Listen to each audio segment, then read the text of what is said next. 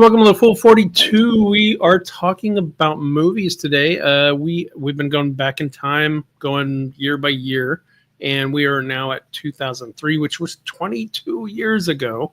That hurts. Hurts to say. Hurts to say.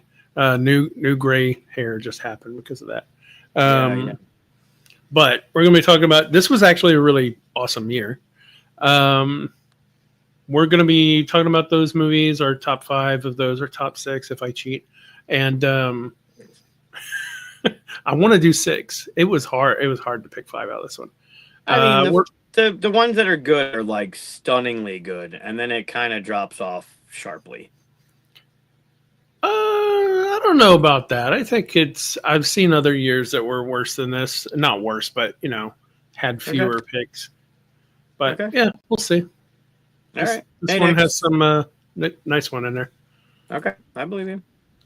Yeah, so we're going to do that, and then we're probably going to play Flamecraft Duels one more time for a rematch. You want a rematch? You want to try the fountains afterwards? So if you missed that last week, you get to see it again this time. If you saw it last week and want to see it again, here we go. But we'll do that. I do have to say, I'll say it later, and I do have to say, and I'm not pandering. And it's not because it's you, and it's not because it's Peter.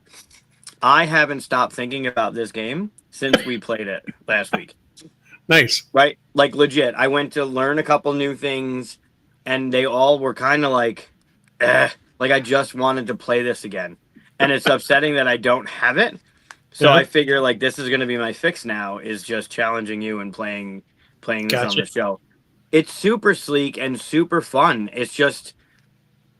I mean, you're really up and playing it in a minute's time, and it's got the extra little modules you can add if you want to. But the idea, there's a game I've talked about on the show numerous times called Rome, R-O-A-M, by Ryan Lockett. Yeah, I have it. I haven't learned it.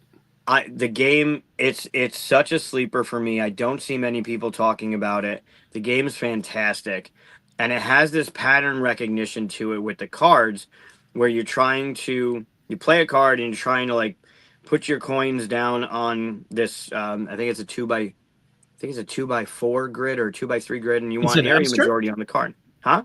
Is it abstract? Kind of.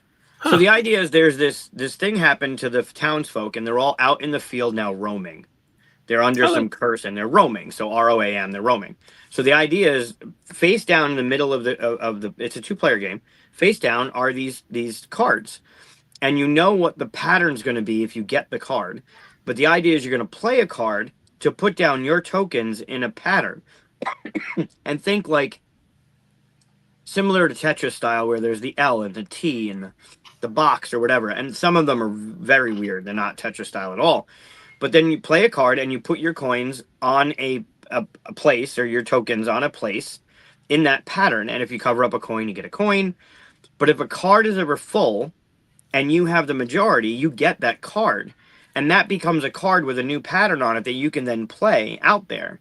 So the pattern recognition of, I can play this card on this card to get the L that I need in order to score this card. That kind of card play, it's even more elegant in this, because all you're trying to do is match like a 1 and a 2 and a 2. Or 3 in a row, or that 3 diamond, or the 3 triangle. And it's very similar in the way that my mind was thinking about it. And it plays completely different, but it's super streamlined and super sleek. And quite honestly, I have not stopped thinking about this game. Awesome. Keep talking like that and you get a quote somewhere. It's been fantastic. Like, the play of it was great. The look of it at Gathering was amazing. And being able, obviously in digital form, like, it's missing a lot. But when you're going to have that open box and the game is being, like, you have all your nice little components that we know Cardboard Alchemy does, and you're playing in the box, and the chips, like, tactile nature of the chips, they feel good. And it's just a very streamlined pattern recognition game where you're trying to move things around and trigger abilities to just get them into the right pattern. Yep. And it just works super well. So I really haven't stopped thinking about it. Awesome. Yep. And I didn't talk about it beforehand, just maybe 15 minutes before the show. I was like, hey, you want to play the game again? Right. So, and if we can play with the fountain should be fun because it's just one extra step of instead of trying to get 3 in a row to match, you're getting 4 in a row, and then the fountain's going to move around. I just think it's super fun. Yep. Awesome. Mm. Yeah, it's a good question because you're a little sniffy. Allergies or cold? You feel all right? Yeah, when I got back from the gathering, the kids were sick, and I'm getting over it. So I'm a little bit congested, but otherwise Glad fine. you're getting over it. Super glad I'm getting over it. All right. So before we dig into movies, and then I destroy you again, Flamecraft duels, then I will get my revenge. I thought you had me in the first game, honestly. It went downhill real quick. We're gonna do like we're gonna talk about announcements. We're gonna do a Luca painting. We're gonna BS like we always do. Yep. Yeah. As we are. Yeah. So do you have any announcements? I have Nothing. none. You're supposed to have. You're the one that has announcements. Nope. I mean, nothing I want to talk about. Nothing that I can talk about. Right. I'm putting some stuff together for QSCon, but nothing. Like some things are in the works, but nothing's Nothing solid final yet. So yeah. All right. But that's it. Yeah. Super simple, easy week. Nice. Had a Van Ryder meeting today. That was exciting. Ooh. Yeah. Can't tell us any more than that.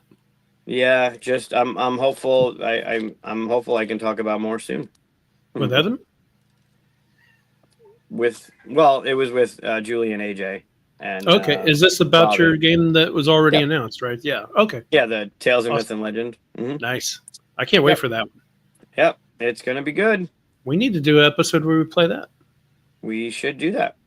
I don't know how long it plays or anything, but yeah, I don't know if really. I mean the story of it's gonna be great. I don't know the TTS version was it Tabletopia, the digital version that we put together to show them and work through it initially, like years ago, was fine and it worked fine, but it doesn't really show off the tracks and how the board evolved and like that I haven't touched since the beginning, and the game is evolved quite substantially since. So I don't know if it would do it justice, but I'm hopeful that we'll have a copy to play in person at some point soon. Nice. Yes. Ooh, nice. Yeah. Hopefully you'll take pictures or show videos or stuff like that whenever you see that. Yeah, I would. Well, if I'm allowed, right? Some of it you would be, obviously, right? Maybe. But some of it they've already kind of shown pictures of. So sure, yeah. That's true. Yeah. Cool. Making games is fun, huh? It's super great. I love it. I love it. Let's see. All right, so if you don't have any announcements, I don't have any announcements. Well, I guess I'll be at KublaCon later this month. Right. Is that San Diego this month? Is that right? I think so. Somewhere in California. We're doing like later? Like I can announce like next weekend is Retro here in Syracuse. I was gonna wait till next week to talk about it, but fine. You can talk about both weeks. Yeah, I guess it doesn't. I guess it doesn't matter. Yeah, so Retro Game Con, which I've talked about. QSCon's partnered with them numerous times. They're the local retro video game convention. That happens in October. Usually happens after QSCon. They come to QSCon and run trivia, and they're great people. And it used to be called Junior, and they rebranded it to be now Retro Game Con Spring Edition. And I love the Spring Edition logo because it looks like Yoshi's Island, which is one of my favorite games ever. That's happening the 17th, which is next Saturday, I believe. And we'll have, for the first time available, the new book through 3WS that Keith co-wrote with Jeremy and Carl called The Unraveling. I saw that video on social media. That was fun. There's some good. He's been putting some good ones together. The Greatest American Hero one was, I think, my favorite. With the music on it, yeah. So there's Believe It or only Not. Is that what it's 100. called? Yeah. Was it? I think the song is Believe It or Not. That's the only part that gets stuck in my head. So I'm going to say yes I'm on that. looking on air. That Yep. one? We have less than 100 hardcovers that are signed by the three co-authors, and then we'll have the soft covers available, and at least Keith will be there for autographs. I'm not sure if Carl and Jeremy are showing up. They might, but yeah, that'll be the first time that book's available, and that book's it's a don't miss book. I read it when I was doing the game design curriculum in the high school with Keith, and they had been working on it for the better part of 10 years. And it wasn't even an idea. Initially, it wasn't an idea for 3WS because, it was just like, can you read this book for me kind of thing. And then I fell in love with it. The book is so well done and the characters jump off the page. It's almost one of those books that when you start reading, you don't want to put it down. You want to know what's going on next. So yeah, You mean that's a going to be good book? available. Huh? You mean a good book? A good book, yeah, a book you don't want to put down. You want to keep reading. It's available for pre-order on the website right now, but we'll actually, if you're local, you can stop by and we'll have it at the table at Retro. That's 2 weeks. Cool. 17th. I think it's 17th. I'm like, where's my phone? You're looking at it. I'm not used to it. Now there's 3 things. It's weird. Wait, why are there 3 things? Okay? So the phone, we're looking at you through your phone. Correct. All right. What's the second and third thing? Why do you have that? I also have the Mac over here with the show on because I need to see the comments. So you can see me, right? Well, I don't want to see you. I want to see the comments. But I can't see the comments on my phone because the phone's facing the back. Yeah, so it's a phone upgrade. It's not even a light. So it's always been a light ring. You can't see the comments as they come up unless I pop them up? No, that you're asking me what's going on with my 3-screen system here. Gotcha. I got the phone, but the front of the phone is facing the other way, so I can't see that shit. So I have the Mac on to see your lovely face and the comments. But then if we hop into TTS, I can't have the TTS on the same computer, so I have the other computer for TTS. You got a whole Batman situation in front of you here. And I don't like it. It's too much. No, he wasn't even using a phone last time. He was just using his laptop last time. So yeah, just the move from laptop to phone looks that good. Hey, Matt. Oh, that's a good question. I don't know. Doesn't look like it. No, it just looks stupid. What about double thumbs up? Move toward the center. You're cutting off one of your hands. What? I mean, it should just pick it up that this is a thumb. Like, I shouldn't have to do anything special. Try clapping your hands. I think that's one of them. I'm not doing anything else. It doesn't work. Nope. I was like, how many? I was trying to think of something subtle just to keep you going.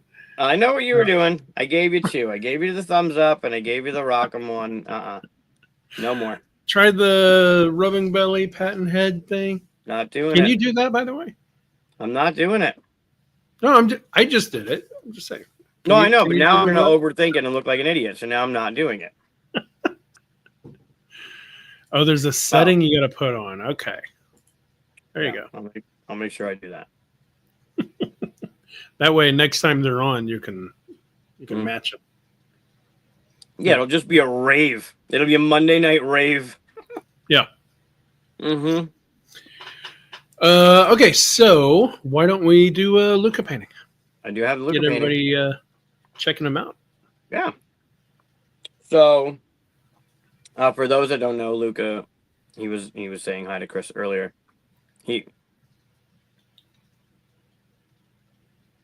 Oh yeah, now you're getting into technology that it's just not going to work for me. Plugging things in is way too far. Yeah, because the Macs now don't have much of a external thing, right? They have the plug, the lightning cable plug, and then an extra lightning cable plug, and your phone jack on one side, but there's no like USB ports or anything. So I have this dumb dongle. It's much more user friendly for me. Yeah. you've talked to me about technology stuff before. It's not good. So yeah, so Luca is 3.5 now, and Mika, who's the younger brother, they watercolor paint. Luca's been doing it for 2 December, so almost 2.5 years now, on 4x4 canvas with watercolor. And every Monday for the past 2 seasons, I take one, sometimes two, and show it off in a Rorschach kind of way, where we figure out what is wrong internally with Chris's mind on most of them, and then laugh at some of the people's comments because they're spot on. So this one was also. So remember last week's? Yeah, I can't. You're just constantly upgrading and fixing and. Yeah, but I don't like Apple's like you must use our stuff or nothing works kind of thing. I don't like that. Right. Well, I mean, you're computer savvy. I'm not. So anyway, remember last week's picture that had all the colors like kind of tightly together, almost like he was outlining with the certain colors, and it was very tight, right? Okay. Well, this is also done the same day, April 17th. Same day as the pictures you have now, and Dave and I have, and Matty P has one. Nice. Here's today's. Ooh, I like the colors. I like the orange. That's fun. All right, so what's everybody see? Tell us in your comments before I paint it with what I see. I know what I see, but I think it's influenced by the D&D game that I ran yesterday. So we'll see what other people say here. Matt says he has his in his office. That's nice. Awesome. Thanks, Matt. Mine's downstairs in the living room. Oh, so in a place where you can see it often. Yeah. Nice. On our shelves with all our little knickknacks and fun stuff.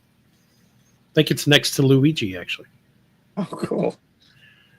A dancing demon party. That's so close to what I was thinking. I was thinking like some kind of pixies, like, like there's a fire there, and then all those other colors are like it's almost amorphous, like fey kind of creatures dancing all around and stuff. Dave and I. That's creepy. Some sort of alchemical interaction going on. Yeah. I like the little yellow whirl going on there. Yeah, there's a couple, right? The purple one, and there's the green. This is hard to do. The green one over there, the yellow one over there. Oh, got Mardi Gras. Nice. I also sees dancing demons and sprites. Yep, sprites. Yep. Yep. Elements dance party.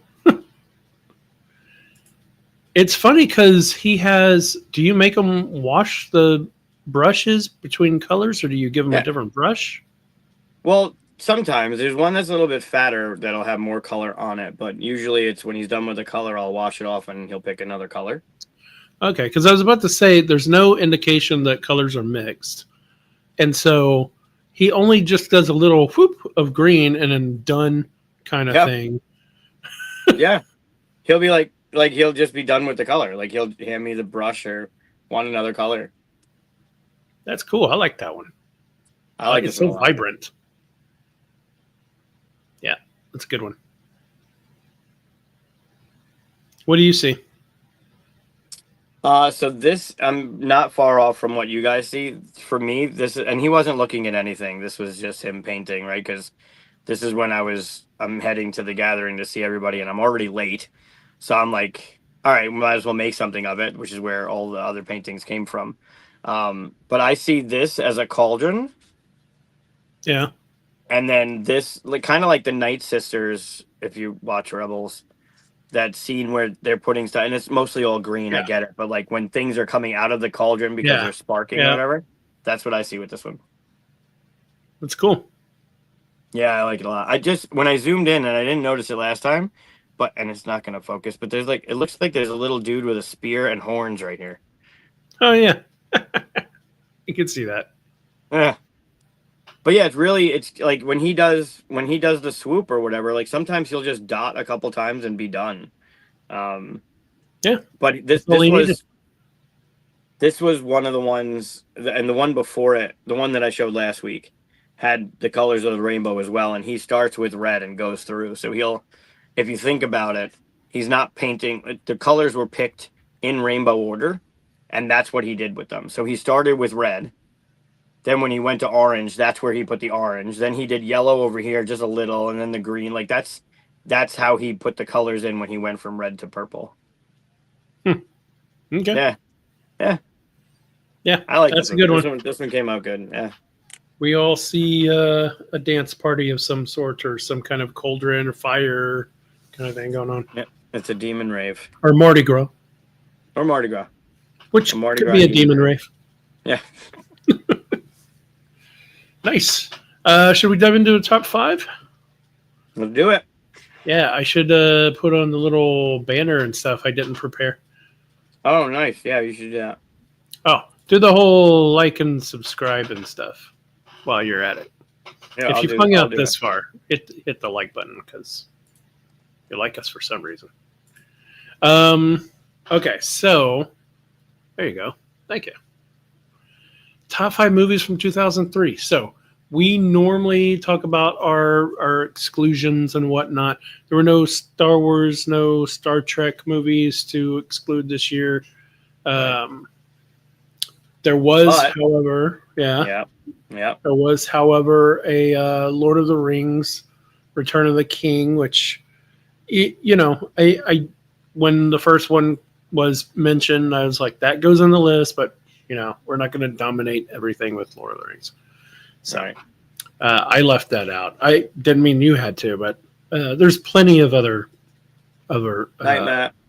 movies here. Yeah, I did the same. I think there are those things that we're definitely going to leave off because we've talked about them. And one of the things I leave off are sequels unless they were dramatically impactful. So yeah, I know. I have there's 2 big ones this year. I have 9 sequels that I didn't put on the list. Yeah. And 1 sequel that I did that is on my list. Yeah. Well, I'm curious what your second big one is. I know what it is now. That's awful. I don't know. I don't know if you can get mine. Oh, well, then maybe not. It's really weird. Well, I don't know if I want to say it right now because it might be. I doubt it's going to be in the list. It's a little bit of spoiler for a list, but otherwise I wouldn't mention it. So it's not on my list. But there were 3 Matrix movies that came out this year. Yeah. The Animatrix, which was better than 2 and 3. Yeah. Yeah. Mm-hmm. Yep. 2 and 3. Yeah. Reloaded and what's the other one? Revolutions. Revolution. Yeah.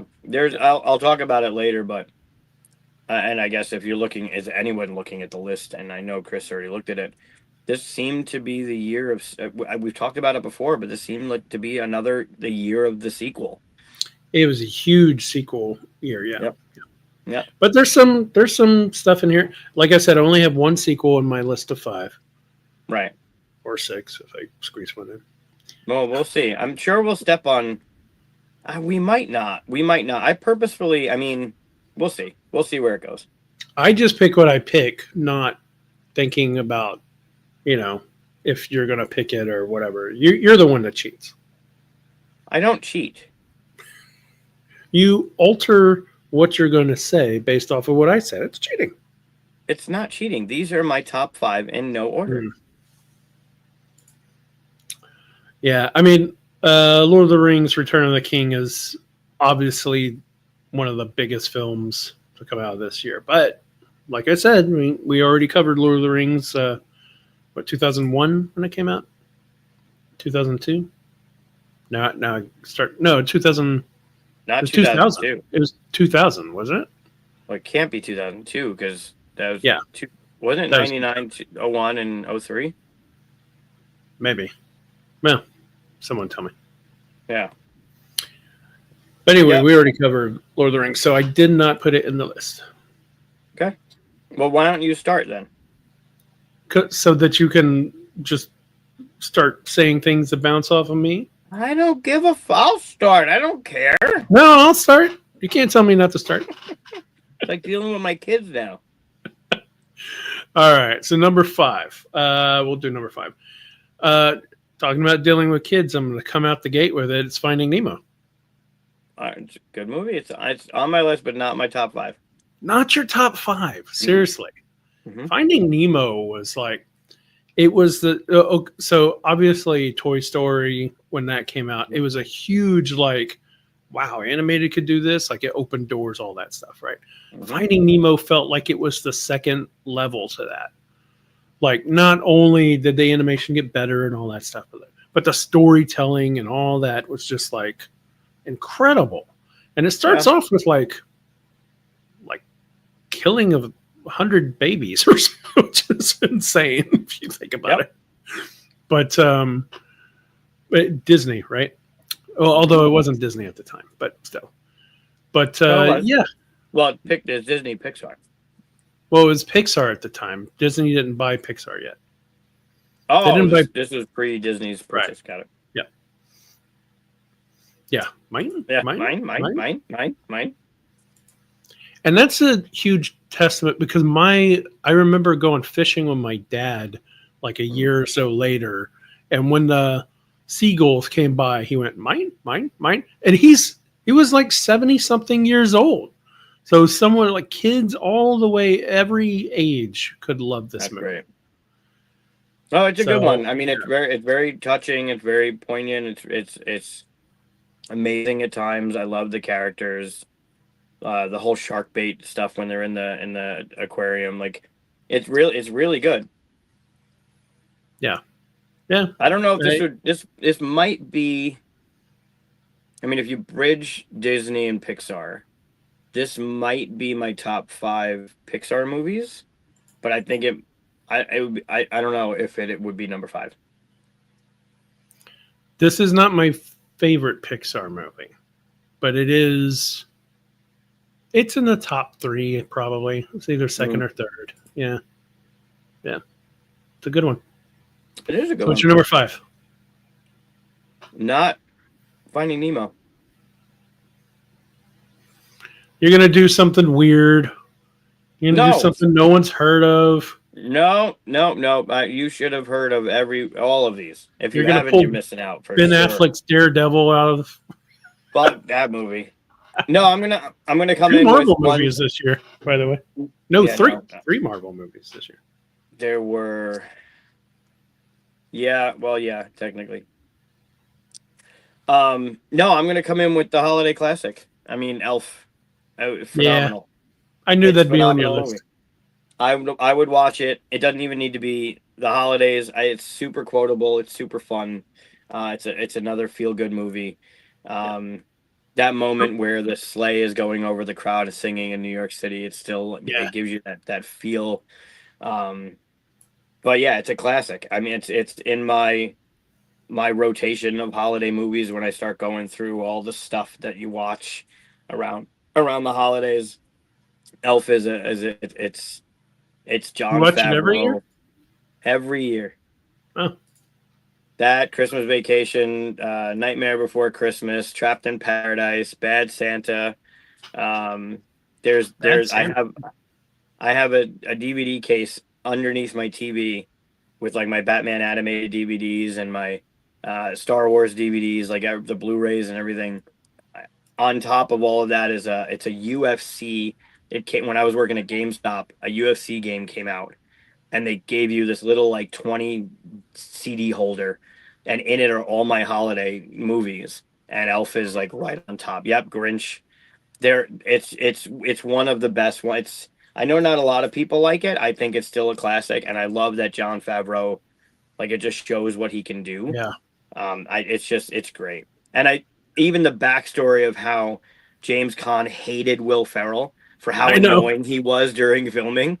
He does. And the whole point that James Caan, the whole reason why he took that was to show people that he wasn't this grumpy, irritable guy. and Yeah. Will Ferrell just destroyed that on set, Yep. making him so Yep. irritable. Yeah, Oh, it's so that much makes fun. me love it so much more. Yeah. Yeah, to know that he was not acting, he was No, frustrated with him. he Yeah, is super frustrated. yeah, Yeah. yeah. Yeah. It's a great, from front to back, it's a great movie. I wish the board game was a little better, but yeah, I mean, how could you not talk about Elf as a top movie from What's your 2020? favorite Will Ferrell movie? Is this it? I don't know. Not, It's close. It's not that to get it's sidetracked, but it's the other one from this year, if anything.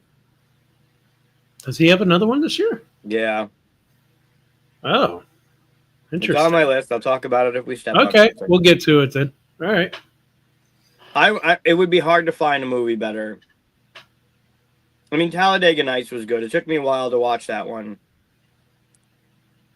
but I think Elf. I think Elf would take it. All right. Interesting.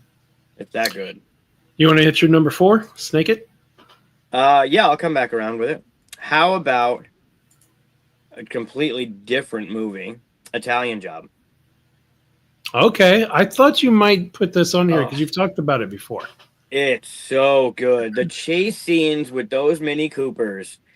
I mean, it's just phenomenal what they did in that movie. It's a great story, tons of action. The street scenes with the it's an amazing movie. I love it. I haven't seen something that's kind of like that kind of heist movie with that kind of chase scene that beat this one. It was really that good. Yeah.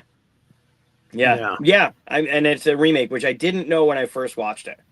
Have you ever seen the original with No. Caine, Michael Caine? I have not seen the original. It has a different beat to it. It's a lot slower, that kind of thing. Sure. It's still interesting. The version I saw, they need to remaster it because the version I saw was so grainy, it was really hard to watch. Right. All the Mini Coopers. Yeah, it was Mark Wahlberg was the main, and it was just the Mini Cooper. The scenes with the Mini Coopers are just amazing. I have not a problem with Mark Wahlberg. I just think he's good in comedy and not anything else. Anytime he tries to be like the tough guy from the hood or the thief guy or the brooding whatever, and so I just can't take him seriously. He's Marky Mark. Interesting. Yeah, the Marky Mark thing's a little bit of a hurdle, but when you see him in like Date Night and Ted and all that stuff, he's hilarious. He's a great comedic actor. Yeah, but I just have never. He ruined The Happening, which wasn't that great of a movie anyway. But he doesn't have that kind of range, and yeah. So I'm okay with the Italian Job, but I kind of wish it was cast a little differently. He's got a funky bunch for sure. Evan, good to see you. Evan. Yeah, I like him. I definitely think he's better as a comedic actor.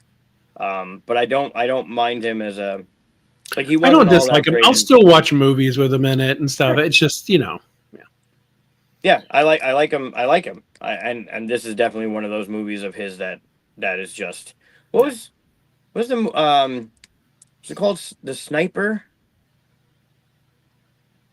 I think it was in a movie called The Sniper. I think it's called The Sniper. It was really good. Anyway, there are action movies of his that are good, other than Transformers. Yeah, Shooter. That's it. Shooter. Yep. Yeah, he's I like him. I like him. And this movie was, if not one of the best of his. Evan, I didn't realize that I played 3 of your prototypes at the gathering until he posted pictures. And I was like, man, I'm all in his pictures. Oh, because I'm playing his prototypes. That's why. Mm-hmm. Yeah. Those were fun. I liked them all. It's a good design. One of his best films, The Italian Job. Yeah. Shooter. Oh, Shooter. Okay. Yeah. I haven't seen it, so yeah. Shooter's good. That's interesting. Yeah. Yeah, nice. Okay, so we're doing my number 4. I could have guessed that you would have done Italian Job because you've talked about it before, though. Mm-hmm. All right, I'm gonna come back with a even stronger one. Although, strangely enough, yellow on the cover of Oh, on the poster as well. You knew it had to be on my list. I'm a huge fan of Tarantino, so Kill was it a Bill. volume one? Yeah, yeah. Yeah. Kill Bill, Volume 1. Hmm. Volume 2, probably not going to make a list and stuff. It was okay, but the scenes in Volume 1 are so much more, they feel more crafted, Mm. and they all feel like they're almost mini stories, what I mean? Like whenever she goes to fight Lucy Liu, right? That whole, Hmm. where she's against the 88s and all that stuff. That feels like its own little mini story. Her getting out of the hospital feels like a little mini story. Yeah. Like it feels like it was contained where you could have, looking at volume 1 and 2, you could have taken pieces and shifted them around and it Same. wouldn't have changed that much, right? Yeah, yeah. But if anything, just for that whole 88 crazy 88s or whatever they're called, yeah, there you go, Kill Bill. Volume 1 was better, yeah. But the whole Lucy Liu thing and stuff, I loved it. It was brilliant. That's a good one. Yeah. Definitely a top tier movie from. I mean, not necessarily cult because it went well. Sure. Not even my favorite Tarantino movie.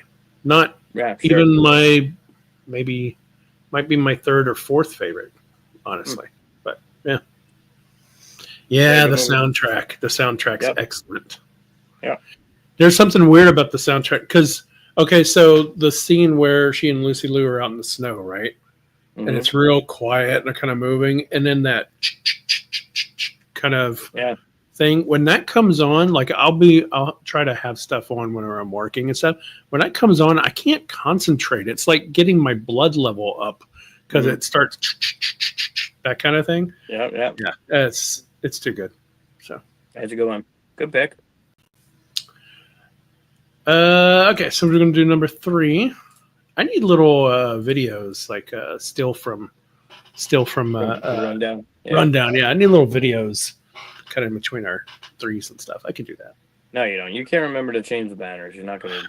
I can't even remember to move this number up so that you can see it with the band. I've been meaning to do that for like a month. Yeah. Mm-hmm. So, well, I'll get to it. I'm gonna go one. Reservoir Dogs, if only because it's got Stephen Wright as the DJ in it. That's a tough one, Wayne. Little Green Bag. Yeah. Stuck in the Middle with You. That's good stuff. Stuck in the Middle is a classic. That's really close, but I think I'd have to agree with Chris. I think Reservoir Dogs takes that. Yeah. All right. So my number 3 is the sequel that made it on my list. Mm-mm. And the reason why it makes it on my list and no other sequel does is because this is my favorite of the group of them, and it's X-Men 2. X2, yeah. Yeah. X-Men 2 was even better than X-Men 1, and I really liked X-Men 1. Yeah. But X-Men 2 had Nightcrawler. That first scene with Nightcrawler in the White House, I was just like wide-eyed, like, oh my God, that's amazing. Yeah. You never saw those kind of him doing flips and then teleporting over here and completing the kick over this. And at one point, just his tail comes out and hits somebody and teleports away. It's amazing. Yeah. That was just so good. And I'm excited to hear that he's coming back to play Nightcrawler again for like the next Avengers thing. So yes. Yeah. Yeah. Yeah. I'm curious what they're going to do with that. And how long they're going to be in the movie, because that's a big cast to announce, and I'm curious. I mean, it's going to be great, but I'm really curious. I mean, it's a 2-parter, honestly, right? Because it's Doomsday and it's whatever the next one is called. So I imagine you're only going to get parts, but that's fine. I like parts. I hope it kind of like rolls into, let's get back into the X-Men kind of thing. But yeah, I haven't seen Thunderbolts yet. Ever since 2020, I've been slacking on going day one of seeing Marvel movies. Yeah. sucks. I like doing it, but I Yeah. did it for Doctor Strange, which I was happy for because there were so many spoilers from that one. Yeah. But I didn't do it for Spider-Man. I didn't do it for what's the latest one? I didn't do it for the Marvels. I didn't do it for what's the latest one that just came out? Oh, Captain America. Oh yeah, the Falcon one. Yeah, I haven't seen that yet either. You haven't seen that one? It's very good, decent.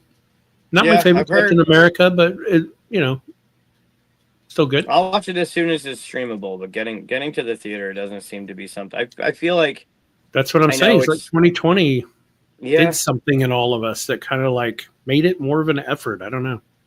Yeah, and I'm honestly I don't even care if I see something that's spoilery now. I don't have a drive to go to the theater for that stuff to not get spoiled. I don't want to go to the theater and be annoyed. I don't have so many spoilers from Marvel stuff anymore. A lot of it is because it was vicious on my feed about knocking stuff away and said, don't want to see this, don't want to see that. But there is stuff about Star Wars Andor that if you're not watching it day of, they're posting pictures. The Star Wars groups are posting pictures. It's like Disney's posting pictures. Like if you go to Disney Plus, they'll change the picture the next day with spoilers all over it that you click on to watch it. So, but that's streaming. That's fine. I haven't watched it. I mean, we're a sidetrack now, but I haven't watched any of the Andor yet. Oh, it's good. It's good. I know. I know. I know. Right, and but we're talking X-Men too. Tales of the Underground came out on Sunday too, yesterday. Yeah, I know. I haven't seen that either. Haven't either. But talking X-Men 2 is my number 3. Again, it dived into, more Wolverine stuff, which was fun. And I have all the Weapon X comics too. So they were they picked and choose what they wanted out of those for his origin and stuff. But there was really fun Easter eggs out of that. Like the helmet thing and the tank that he's in and all that stuff. Like, if you have those comics or seen the images of those, and you can be like, oh man, that's really, Yeah, they did a good job with it. Yep. It's funny. They just started doing all that stuff today, basically, maybe late last night or later in the evening yesterday. But most of it's been happening today. And I had a conversation yesterday during the day about the asterisks and what I thought was going on, and it's what happened. Don't say stuff. I don't even know what that's about. Like, don't even say that stuff. Why was there an asterisk? Like, you saw the asterisk, so the question is, I saw that, but I don't want to hear ideas. That's why I'm not saying anything, and I'm not asking you what you think about it. I'm just saying I called it. I had a conversation, and I was right, and you probably... I didn't spoil anything. You couldn't say what it is right now, would you? I'm not even trying to think about what it is. Okay. So X-Men 2 is my number 3. What's your number 3? X-Men 2 should have been your number 2. That would have made more sense. No, my number 3. So maybe this one would be the one that people might not have seen, but I feel like you would have because of the main character. But it's League of Extraordinary Gentlemen. Really? That far up? Yeah. Okay. I watched this one often. I watched it often. I loved it. I loved it because of Sean Connery. I loved it because of the whimsical nature of everything. You have these storybook characters that are now like playing out like Nemo and Jekyll and Hyde, and you have all these things coming together, and then there's this plot, this story going on, but all led by Sean Connery being who Sean Connery was. Like, it hit in ways that I don't think any other movie around that time did for me. And I loved it. Like, it was, anytime it was on, I was watching it. Yeah, I felt like I liked the idea and the characters of it more than the story. Sure. So, like, I loved all the characters. I loved the ideas of them coming together. I liked all that stuff. I liked the Nemo, all of it. But the story itself felt like it was in the way of me enjoying them interacting with each other almost. So I wish it was more of a series. Like in today's time, it would be a series, right? And 100% like would have been a Umbrella and series. Credit Academy or something like Yeah. that. You'd watch it on Netflix and you'd be like, "This is amazing," and they should remake it. Why not? I don't see why not. And you're right. It would be a stellar series. Also, I had no idea it was a comic. I Oh, went really? into that Yeah. not knowing anything about it, and I've just enjoyed the hell out of it. Yeah, I knew about the comic afterwards. That's true. Yeah, after the first time I saw it, and I've never I actually read don't know through if all of I them. don't know if I knew it was a comic until just now. Oh, okay. That's good to know. Yeah, is it either DC or Dark Horse? I think it's DC. I could be wrong. But yeah, I've looked through them. I don't have it. Like as a graphic novel. I would like to get a graphic novel of it. I bet that'd be good. There's probably like a trade. Yeah. Yeah. Yeah, I loved it. I went into it not just thinking Sean Connery, not knowing like it was going to be that kind of movie, and it just. I mean, there are definitely holes. Like the story is okay, but I just And I loved it. think the chasing Mr. Hyde took a little bit too much of the screen time and all that stuff. It's like, hey, let's get this team together. Oh, this one guy just goes nuts, and now we're derailed from saving the world for 10, 20 minutes. Now we got to get, like, do we need him that much? Right. It's Just let like him go. in Avengers when the Hulk went, oh, like that. They were like, he'll show up. Yeah. They were like, we're not going to spend 20 minutes finding him. Or That's right. That's a good comparison. The whole character to the yeah, that's good. Yeah, they're like, I loved it. I thought it was good. I mean, they're every one of these has something, whatever. But League of Extraordinary Gentlemen is my number 3. Yeah, I think I love the movie so much because of all the things that could happen in my head, right? All the stories and stuff that come from it. So yeah, I like the world. Yeah. God damn it. All right, so that's your number 3. What's your number 2? I have to this. Maybe you saw it, maybe you didn't. But The Rundown. The Rundown sounds vaguely familiar. It's with The Rock. Oh. Yeah, it's with The Rock and Sean William Scott from American Pie. Oh yes, where he goes to Africa or South America and gets him out of the jungle. Bring the sun back. Yep.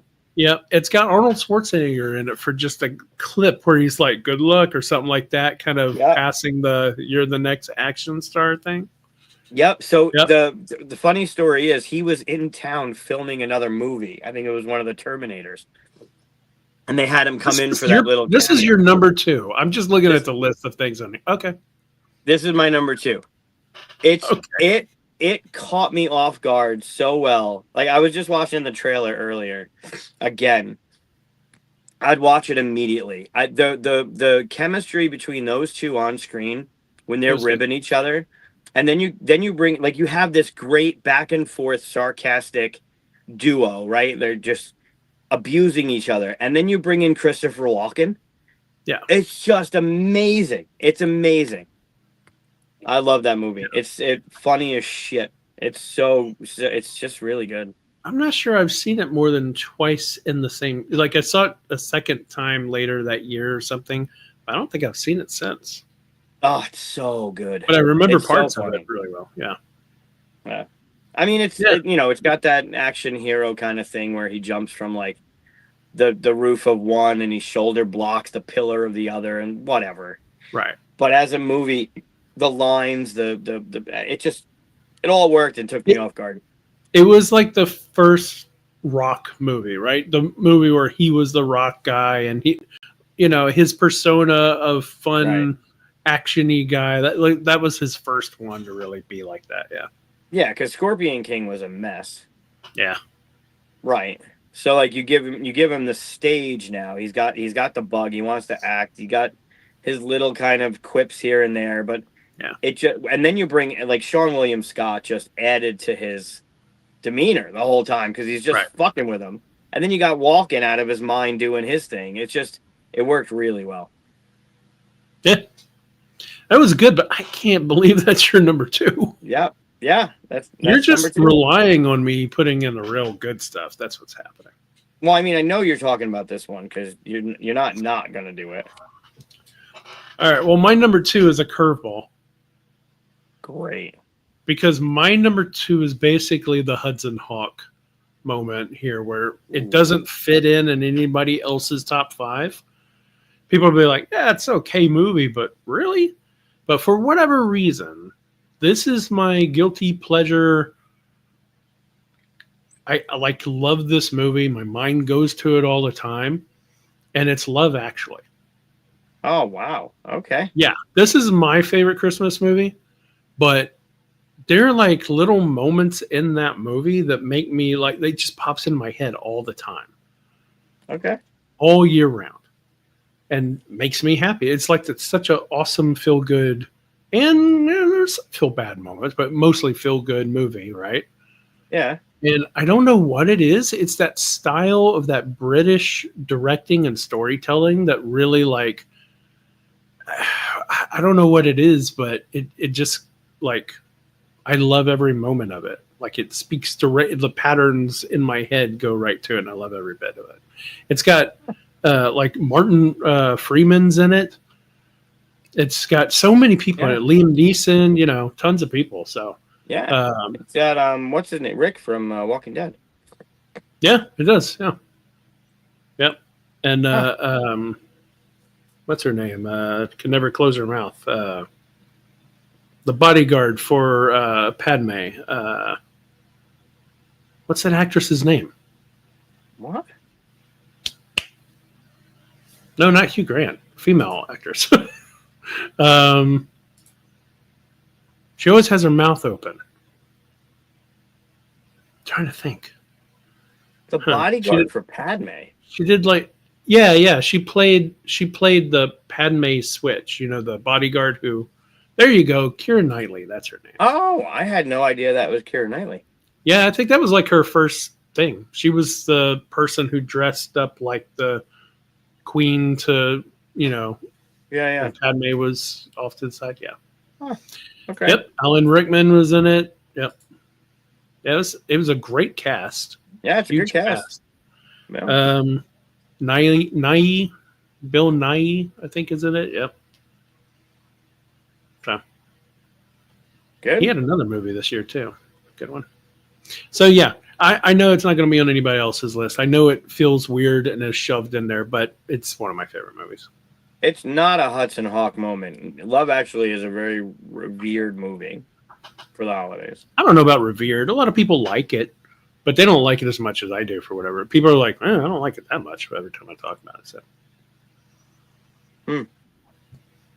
That's a good one. Yeah, that's my number two. So my number one, and the reason why I didn't mention that is because Pirates of the Caribbean is my number one, obviously. Yeah, of course it is. I was like, what's another movie she was in? So I don't mention my number one. But yeah, so Keira Knightley was in Pirates of the Caribbean, of course. Couldn't close her mouth on that one either. I did not know this was a thing. She even knows it's a thing because I saw her on, I think it was Graham Norton, and when she was doing, I think it was Pride and Prejudice or something like that, the director kept yelling at her to close her mouth. Like, he was like, you're not talking, close your mouth while the other person is talking. Because she just goes, but the lips no kidding. Huh. Like that all the time kind of thing. Yeah. Yeah. Yeah. Interesting. And she was laughing about it too. So, yeah. Huh. Yeah. Pirates is great. Pirates is a great movie. I was sold the very first scene where he's up there looking ahead, sees the island, and then you see him sink the ship as he comes in and just steps right off. That whole scene tells you everything you need to know about that character. Yep. That bad things happen, but he always just looks right out of it. And immediately you love that character. His little interaction with the guy at the thing, where the guy's like, "Oh, you got to pay me extra." He's like, "Sure," and he goes by and then just steals the guy's money as he goes. It's just like I'm in it immediately, and very few movies get me in it that fast. And I'm like, I'm sold immediately. Yeah. And the whole pirate theme and stuff. It's weird how it hadn't for so long in movies, at least, been a fun thing to do because people love being silly pirates and stuff. So yeah. Oh yeah, this is a funny good one. video if you haven't seen that one yet. You're number 2 for the year. Yeah, Pirates is great. I mean, the series is it's just wonderful. I think they hit with the first one and then they kind of stay, but they're all good. They kind of stay. Yeah, like they don't I don't prefer 2 or 3 over 1. You know what I mean? Like they hit with one and then they just kind of it's what I expected. They're that good. They don't get much better. Like Davy Jones is the CGI in that one is crazy, but then the whole switch with Orlando Bloom and I don't know. Yeah. I think they're all kind of fun and stuff. In fact, I think there's 5 of them, right? So again, I'm going to institute a thing that you're not going to see part 2 and 3 and 4 in my future list, probably, just for that case. But also, the first one is the best one. So yeah. For sure, I'd say the same thing. The other ones do not beat this one. This was the best one. Second one was good. Second one was good. Sure. The first one was better. Yeah. But yeah, I knew you were going to pick that one. That was a guarantee. Yeah. I can't believe you didn't give me some crossover here so I could bring in my 6th one. But I'm surprised you waited to say Pirates. Yeah, I was hoping you'd take it from me so I could bring in 6 or 7. You could still say 6 or 7 because there's we will. But let's hear your number 1 first. Okay. This one's gonna have some spoilers. So, if you're up on all your John Cusack movies, okay, that's my number 6. If you haven't watched all of John Cusack movies, you should probably mute or fast forward if you're watching this in the future because you need to see this movie, Identity. You have to see this movie, but go see Identity. If you haven't seen Identity yet with John Cusack, go see it. Stop this, then come back to this later, so I can talk about it to you. Yeah, or mute it and wait. But Identity, the first time I saw Identity, holy shit! Like, you're in it, and there's this mystery, and you're trying to figure out what the actual hell is going on, and then you're right there with the characters as all the stuff is being kind of unfolded, and then you have this revelation that happens, and I did not see it coming, and it was just like it blew me away the first time I saw it. Yeah, and when they started having the same birthdays.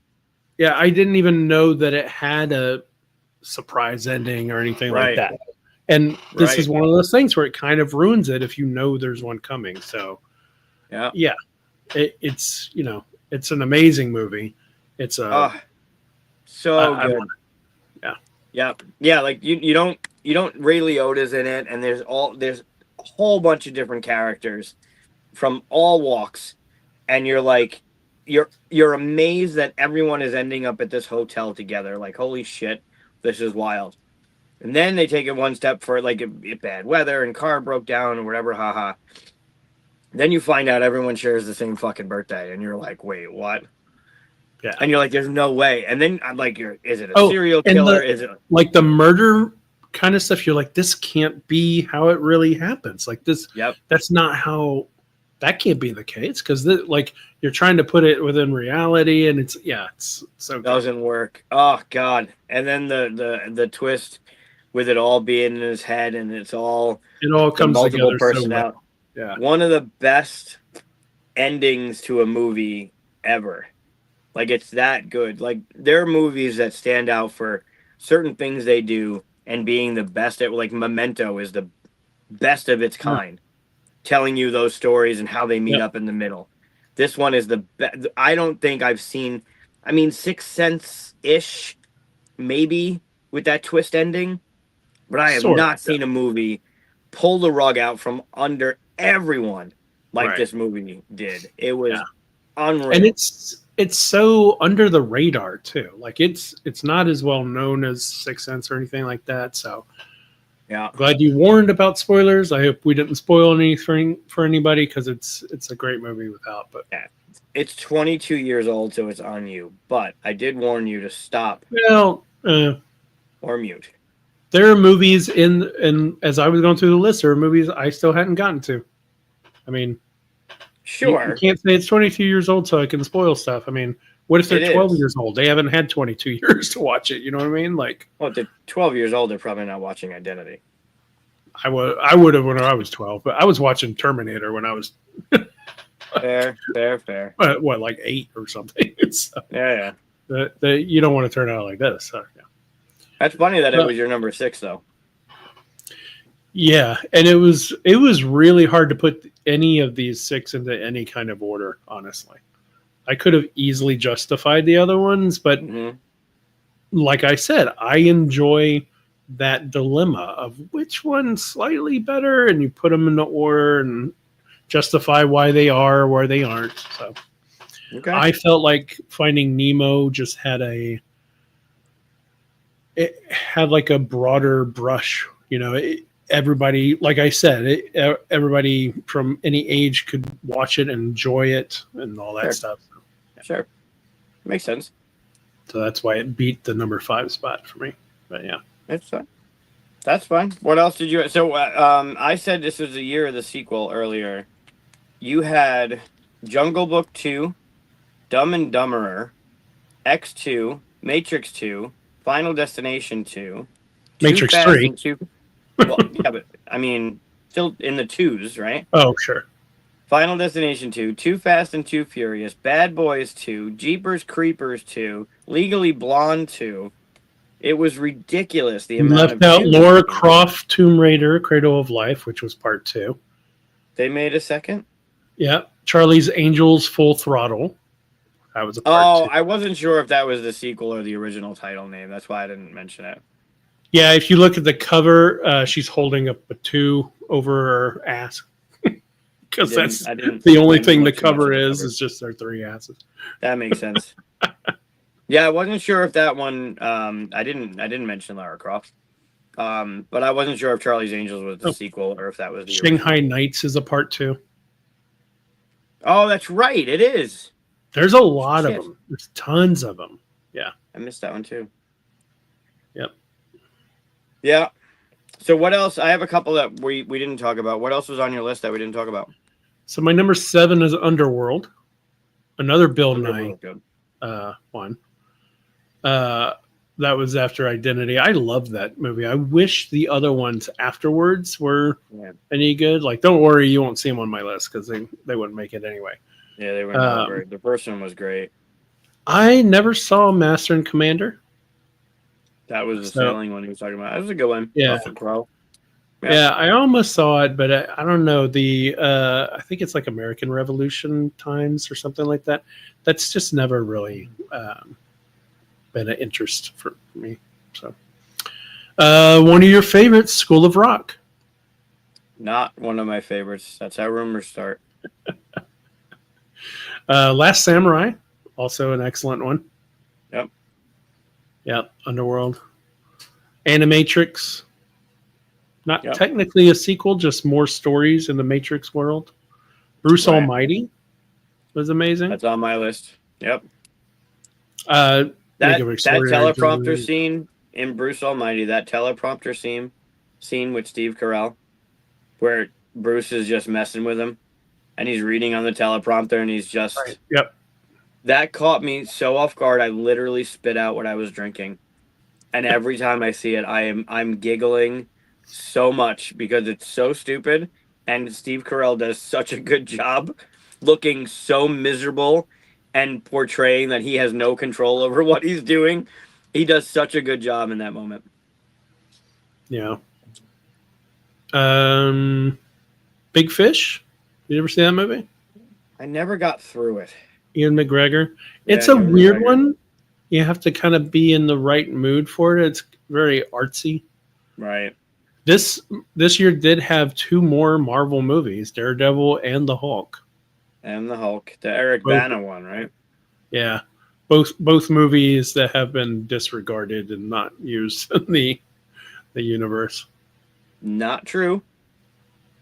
Oh well, because of Elektra, right? Elektra came back in Daredevil. Yeah, I mean not Correct. Daredevil, in In Deadpool. Deadpool. Correct. Spoilers. Um, Well, Elektra was yeah, announced for Doomsday. was she Jennifer I Garner? think she, I think she was on there. Yeah. Oh, was she? Oh, okay, interesting. Weird. Um, Matchstick Men. If you ever saw that, Oh yeah. Yeah. it's like a con man thing with Nicolas Cage. Yeah. Gothica,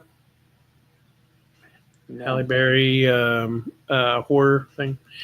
There was a movie I saw. I mean, I've never seen it, but I saw on the list, and it's called "Hey dot dot dot Stop Stabbing Me." I did not see that. I got to know what that is. I don't know. I never heard of it. Were you a big fan of Holes? No, I mean I saw that if you're talking about the movie, I Yeah. think I saw it When I once. said, I was like, he's gonna say something. Yeah, I saw it once. It was good. All right, I might have saw it a couple times, but obviously I think I when it came only out. saw it once. I know some people are like huge fans of it. So, yeah. What else you got? We talked about Underworld, Bruce Almighty. Old School would probably be the rival for Will Ferrell. Um, it's got Luke What's Wilson and Vince Vaughn and Will Ferrell, and they start the fraternity. Oh, okay. I think I've only seen bits and pieces of that. It's got some moments in it. It's really funny. Will Ferrell he's taken through it, like going through some shit. But there are really good moments in that one. There's a lot of quotable stuff, and it's funny. But I still think Elf takes it as the best. Old School would be the closest one, I think, for me. I don't Eddie know. Ross came back. Yeah, Betty Ross. Bad Santa. Have you seen Bad Santa? Oh, was that this year? 2003. Oh, wow. I didn't know it was this year. Yeah, I You- saw it a while back. Oh my Probably. God, it's so brutal. Like the shit that he does to that kid, that what he says to him, like, it's great. It's so The funny. Billy Bob Thornton. Yeah, yeah, and he's a thief, and he's got this crew, Yeah. and they want to hijack the department store, but then he ends up shacking up with the kid, whose grandmother is going through like Alzheimer's, and then he's staying at the house, and the kid, the kid it takes the movie. It's so funny. I don't remember much about it. Oh, it's on my holiday rotation. Once Upon a Time in Mexico. Once Upon a Time in Mexico was good. Yep, that's It was another one. okay. It was. I held Desperado up so high that it was just missing the Tarantino feel from it. Sure. The Yep. influence, So, Agreed. even though he may have been involved, it just didn't feel that way. There was a movie with Jet Li and DMX called Cradle to the Grave. Yep. Is that the Romeo? No, that's not the Romeo and Juliet one. He did a Romeo and Juliet one. So I'm thinking of that. What's Cradle to the Grave about?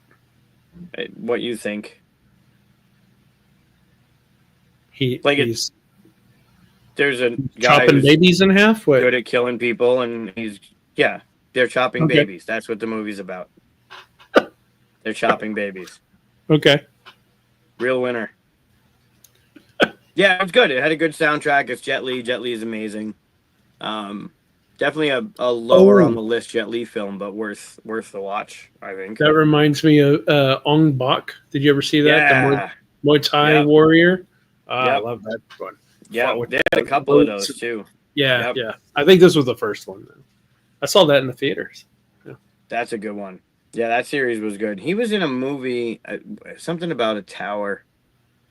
I forget what it was called. They were going up an apartment building or something, but it was the same character that was in that, was the main character in that movie. It was also really good. Came later than this, though. There was a horror film. I remember watching it, and I was just creeped out by it, called Darkness Falls. I don't know that one. was about, so there was this village town. I don't know what they had, like 150 years later, but they had hung or torched or did something to this woman, so she cursed the town. But it was about the tooth, like they called her the tooth fairy. And there was a scene where the one of the characters was in the bathroom and the thing was outside the bathroom, like on the wall. Freaked me the fuck out. And I mean, horror movies, you know, if you get the jump scare and you play with the Right. music and stuff, like it'll get you no matter what. Like this one was like The Ring, The Grudge. Like there are movies that are just like creepy to begin with, and Yeah. Darkness Falls kind of had not that level, but it had that creepiness feel Hmm. to it. Where I remember it making an impact when I was watching it. Oh, Lost in Translation was this year. Yeah, that was good. I've been wanting to rewatch it because I remember being impressed with it and stuff like that, but also like it's such a slow movie, right? When Yeah. it's designed to be a slow movie, but you got to be just in the right mood for that kind of thing.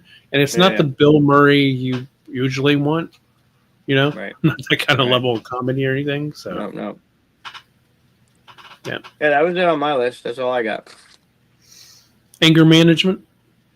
Yeah, that was. I think I was more annoyed at that one. I don't like this movie, but I thought you would. The Cat in the Hat. No, You don't like the Cat in the Hat? I like the Cat in the Hat. You're talking about the Mike Myers movie? Yeah. No. Huh. No, that 'Cause was you like more the annoying Grinch one, than right? anything. You The like what? the Grinch live action one, don't you? I do. Yeah. Same thing. Yeah, but it was more. I don't know. Same as anger management. It was more annoying than anything. Right. Freaky Friday was this year. I thought it was a lot earlier than that, actually. Yeah. Cheaper by the it was dozen. Yeah. okay. Yeah, it was okay. Just okay ones. That's why they're way down at the bottom here. Yep. But yeah, I mean, it was a pretty strong year. Especially like when we mention all of those sequels, a lot of them are really good sequels. Yeah. Some of them even better than the first. Bad Boys 2 was great. Jeepers Creepers, Yeah. that whole series was really good. I think like it was a low budget kind of movie, but it had its moments. Jim Carrey was the Jim Carrey. Yeah, he was the Grinch, but Yeah. he wasn't the Cat in the Hat, was he? No, that's what I've been saying. You like the Grinch. I thought you liked the Cat in the Hat. He's saying, yeah, but that was Jim Carrey. Oh, okay. I Not see what you're Mike saying. Myers as an annoying cat. Why would I like the Cat in the Hat? I don't like cats. And now you got a cat that's coming in and fucking with the kids while the parents are away, like wrecking the house. Have you still not seen the new Grinch? Just the Grinch, which is the 3D one. You should definitely see that movie. No, It is so good. It's excellent. Yeah, I know you've talked about it. I'll watch that when you watch Kung Pao or any of the Thumb movies. Thumb movies. I'll watch Kung Pao. I'll watch that one. Kung Pao is great. All right, so that's the movies of 2003. That's the good stuff. Yeah, I mean, there's definitely some bangers in there, right? Pirates and Lord of the Rings, and even the sequels came in really well. But some of those movies, I mean, my list alone, right? The Rundown, okay, you can say the Rundown's a little bit hokey and redone today, but this is 2003. Identity, completely different than Italian Job, completely different than League of Extraordinary Gentlemen, completely different than Elf. Like the list is not same kind of stuff. I almost Yeah. feel like Underworld would have been higher on the list if it had better like sequels afterwards that made it even bigger, like Pirates did. Yeah. But sequels afterwards are just unwatchable. No, atrocious. Like Brandon just said about the Cat in the Hat, it was atrocious. Sure. Like just No, I watch agree with it. Underworld and just watch it as a one-off movie, and you're good. Yeah. It still had kind of like a 90s feel to it too. A little bit, very dark. I mean, Yeah. literally Wearing it was all dark. leather at night thing. Yeah. Kind of Matrix feel. Yeah. Yep. All right. So now that we're done that, you want your rematch. I mean, I'm not gonna. All the other stuff happened. I'm not looking for a rematch. I want to play the game. Right. Right. No, I'm not saying you're trying to undo what happened. Yeah, no rematch. I got handed. That's fine. Also, it's kind of expected because you're a little closer to this game. That was my first time playing it, so. I mean, I've only played. There it is. Wow. Why are we so small? I think you did it on purpose so we were out of the way of something. Last time, maybe? I don't remember. Oh, okay. Well, I can fix that. There we go. Okay. If you are turning this off because you don't want to watch or you're done with us and you're leaving, that's cool.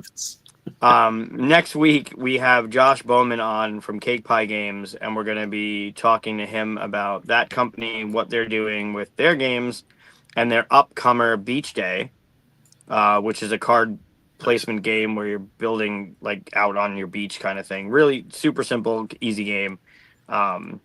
So it won't just be just us next. It won't just be just us. It won't be just us next week. It won't just be us. It won't be just us. It won't be just us. Yeah. That's what I just said. Yeah, it won't be. It won't. We'll have a guest on. So it'll be better. Usually it's better when there's other people than us bickering at each other like two old women, but yeah. Okay, so should I quickly teach again? Just so people caught up a little bit? We're going to pull these little adorable dragons out of the bag here. Oh, yep. We're going to pull the dragons out of the bag one at a time. On our turn, we pull one out and we place it. And each one that you place has a special ability. So if you place a bread dragon, you get to play another one. If you pull a crystal dragon, you pull 3 and put another one down, that kind of thing. So, you'll see how those work as we place them. We also have cards in our hand here, and we're trying to give me this. I'm not trying to make those patterns. At the same time, we're playing with the fountain. You should look on the Kickstarter, which is going right now, and see what the fountain looks like for real. It's a miniature. Looks awesome. Also, congratulations on 10,000 people backing the thing and crossing 600. Like that's yeah.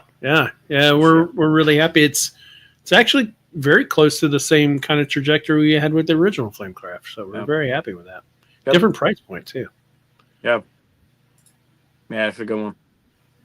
Yeah, the fountain looks awesome. That mini. I don't even know if it's a mini. It's a chunky mini. Yeah, and here it's not obviously because we're on tabletop. Right. So we're trying to match these cards, make the points, and there's also these fountain cards. If we get 4 in a row of a certain kind, we can claim those as well. We can play. Why don't we just play with the fountain? Because there are these other fancy cards here, but they change the rules on you, like playing with 3 cards, or you can spend coins to do other stuff. Why don't we just do the fountain this time? Let's do that. Also, I have another request. Yep. Can we take our hand, put it in the deck, and shuffle? Because I have the same 2 shit cards from last time. Sure. Good. Remember when I used the ability to get rid of the cards from my hand and it was all iron? Look at that. Well, look what I started with. You want to trade? I mean, with the fountain, this is probably a good deal, but you're going to wait a while before you can even get that going. So, yeah, maybe. I don't mind. We're going to break the rule already. We're doing our own house rule.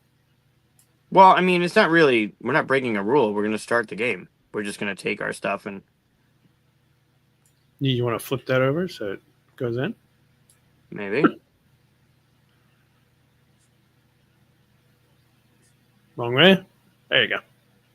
And we'll shuffle it and then take 2. There are 42 shop cards? Really? Yeah. Just like Nice, there were right? 42 bags in Critter Kitchen. There are 42 shop cards. Huh. Okay. Have either of you play Across the Obelisk? Is that a game? It's called Across the Obelisk? I don't think so. Well, I don't know what that is. Have they considered a mulligan roll like an to guarantee? So, Mm. honestly, what we just did was use a coin, because you can spend a coin to draw 2 cards and then discard 2 cards. So what we just did basically was both spin a coin. But we're not going to. We're just house rolling. Because I kind of forced it. Yeah.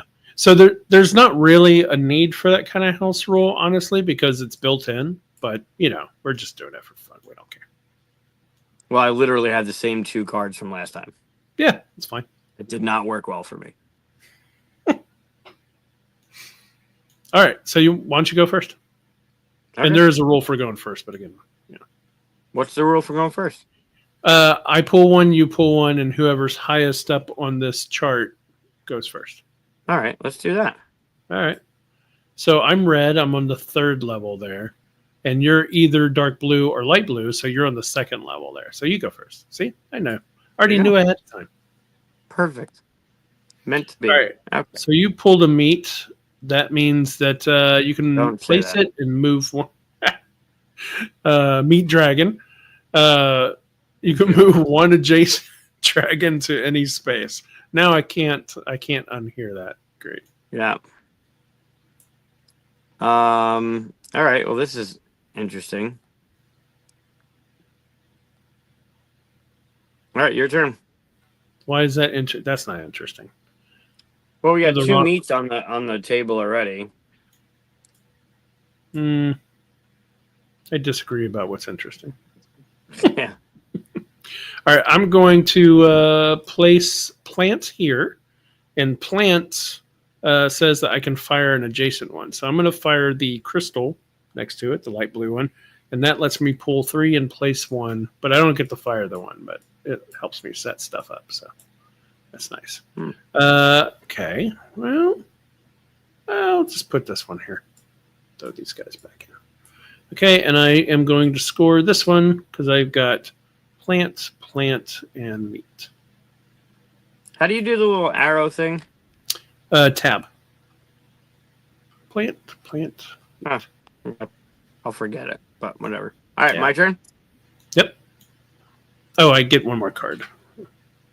Always get your cards back. Oof, jeez. Okay. Always keep in mind we're trying to do 4 in a row of the other ones to get that fountain in there. Right. What are the odds? I don't think I've played Kanar or Nar. Is it called Nar or is it called Kanar? Kanar is a drink that Cardassians drink on Star Trek. Nar. It's not Kanar. Okay. I'm going to play that there, and I'm going to play it as a bread to pull another one. Great. All right. So potion. Yeah, potion lets you swap any 2. They don't have to be next to it.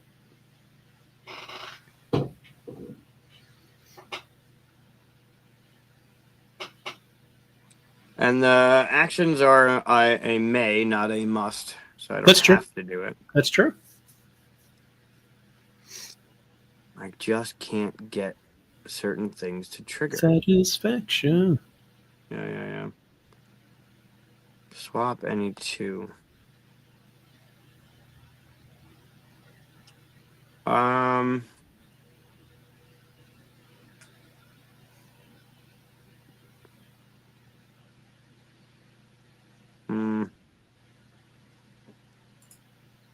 not going to swap. I'm not going to do the ability. All right. But I am going to score that. Thank you very much for doing this thing. Oh, wait. This and this and this. Yeah, set that up for you. You sure did. So you got crystal, leaf. Yeah. Well, that can happen. And your turn. All right. So I'm trying for that, and I'm trying for that. So I know what I want. Can I pull it? No, I can't. Oh Oh, well, you might I be have. able to pull it again because Yeah, the bread lets I'd you be do it able now. to. Yeah, I don't know. Let's see. Hmm. I'll put it over here. I'm sure this is scoring something for you. And No, pull it. if you saw what I had, nope. Potion, potion. Too many potions. Too many potions. Um. Don't like it. Okay. How about ice swap? Hmm. I'm going to put this here, and I'm going to wreck any plans you have of a fountain by doing this. Okay. I mean, there were also 3 meats in a row, but that's fine. Yeah. Well, I don't have that, obviously, so. Oh, you weren't, but you're. Oh yeah, you're getting. I see what You're saying. the one that placed the Yeah, that's fine. Zone. Okay. All right, it's your turn. I didn't have anything to score. Oh, can't score anything. I told you I didn't pull what I wanted. Oh, I'm so sorry for you. I don't feel like that's true. Pull 3, place 1.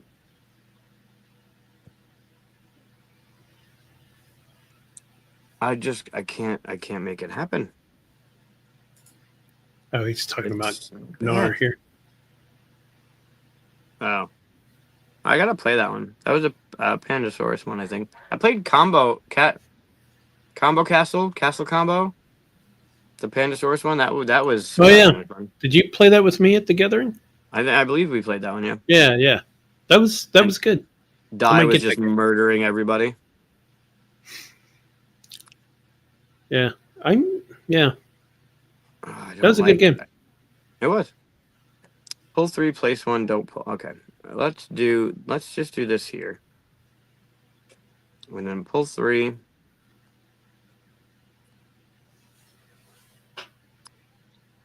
Place 1.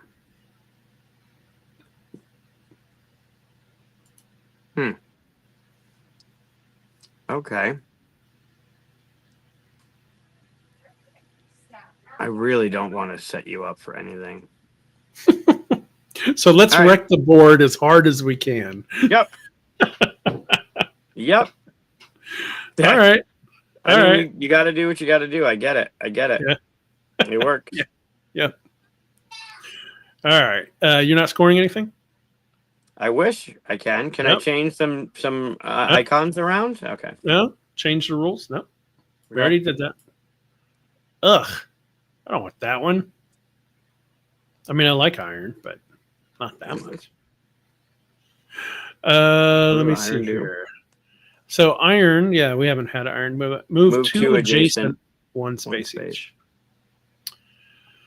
Oh, that's not bad. Oh, okay. No, I'm good. So I'm gonna put that there. I'm gonna move that one there, and this one I don't care. It can go here. Okay, so that's gonna give me crystal. Ooh, dangerously close to 4 crystals. I don't like that. And it's gonna give me meat, iron. Stop it. Yes. Fine. My go? Yep. God, that's brutal. Ugh, it's even Glad worse. I saw that. For a second there, I was like, oh, I can't do anything with this. No, that's not worse. You got matcha. Matcha is either a plant or a potion. If you can't win with matcha. You're not helping me.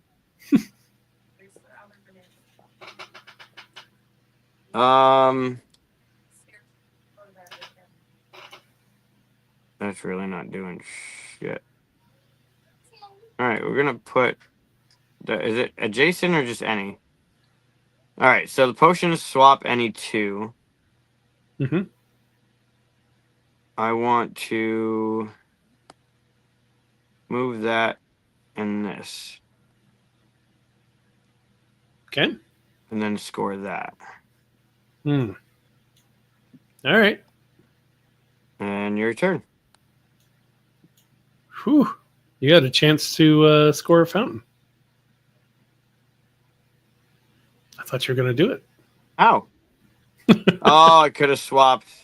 But I pulled the crystal. Ha ha ha. Whatever. You scored the fountain. I might actually, because I just pulled this one, didn't I? All right. So let's just make a huge crystal cluster here in the middle and pull my 3. Come on, crystal. Ah, damn it. Nice. Well, that's useless. It's all right. Here, I'll put that one there and score 1 card. There we go. Good for you. Using matcha here. See, matcha's good. You're welcome. All right, what you got? All right, my turn. 11 chips left. Ooh. All right. All right. Move 2 adjacent, 1 space each. Move 2 adjacent, 1 space each. Yep. By the way, you can only stack these 3 high. Right. So I will telling the audience. I know you know, but yeah. No. I'll fuck it up. Don't worry.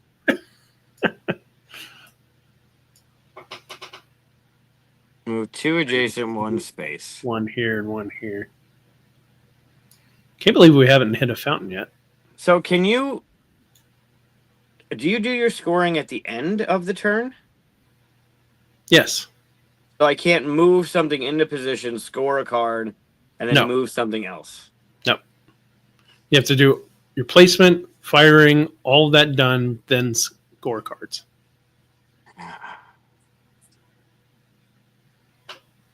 Trying to get away with stuff.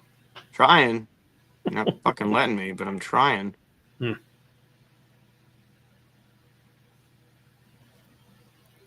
There's a way to do this now, and I can't figure it out. It's too bad we didn't play this at the gathering. It was physically there. I know. It was nice to look at it though, and then talk to you and Brad about it. It was better. This sucks.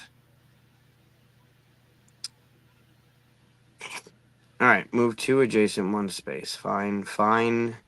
Put this here.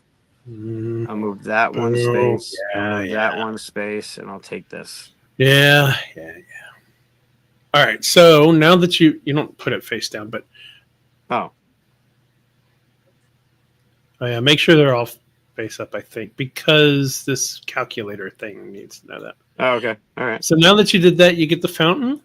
You get to place this fountain on any stack. You can put it on an empty spot if you want, but what's the point of that?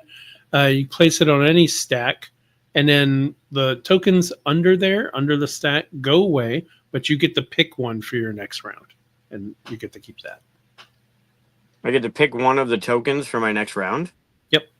But the fountain won't move until another fountain is created, correct? Correct. And it's a block, too. It blocks things, so keep that in. The token that I'm picking is the token that I'm using next round. Right.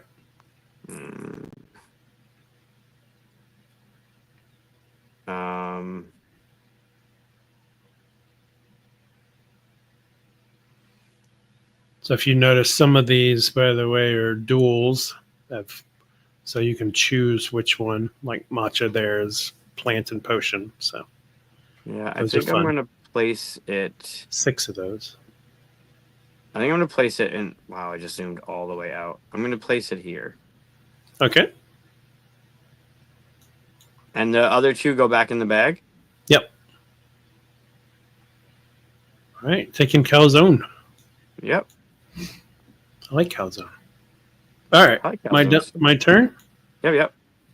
All right. Pulled another meat.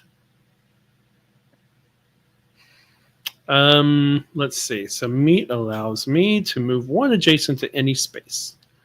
Teleport 1 somewhere else. Okay. All right. Yeah, we can do that. I'll put it right here, and we'll move this guy over here. Let me score potion, iron. I hate your face. Why? I hate your face. My lovely face? Don't hate my lovely face. I'm not a fan of it. All right, it's your turn. All right, move one adjacent to any space or play another. Okay. It's interesting. The fountain makes it harder to make future fountains because it blocks the space. Yeah, it does. Oh, you're using it as a meat dragon. Okay. Yep. And iron potion. Hey, look at that. We helped each other out. Yep. All right, your turn. I don't like helping you out, but fine. Love you too, All babe. right. Ooh, green. Green lets me fire a neighboring piece. All right. What do I need to do here? I need to do. Crap. That's not good. That's not beneficial. That doesn't work. All the things I want to hear coming from you. That's great. Mm-hmm. How about... Perfect. I think you can only score once this time. Aww. Fine.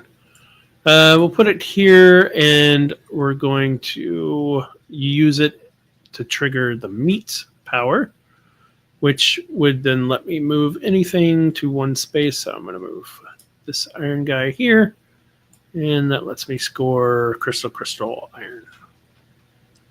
I don't like that.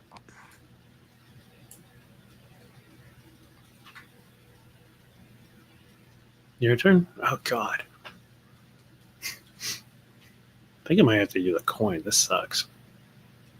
What? You might have to what? I might have to use a coin. Why? 'Cause I don't like my cards. Hmm. I like the art on them. That is unfortunate. The art's fun. Hmm.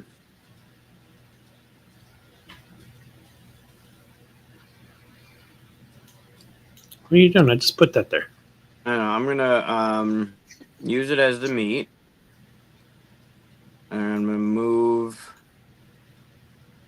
I that just moved that there. here. I know you did. But then I'm gonna score that. What? Ah, boo. Those are hard to do. And your turn. All right.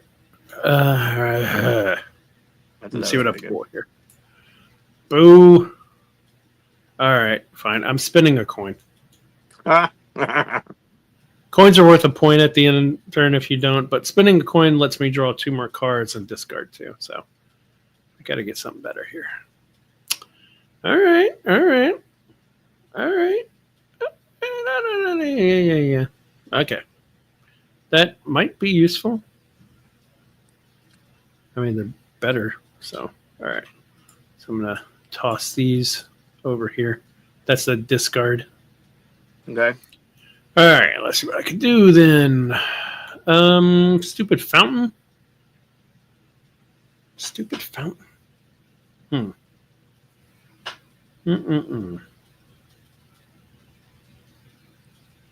Why is the fountain in my way? You're welcome.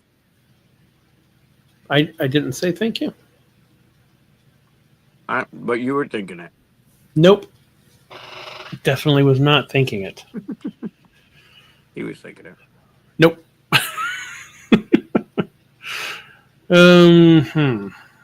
I need that to be there, but that to be there, and that isn't the case anymore.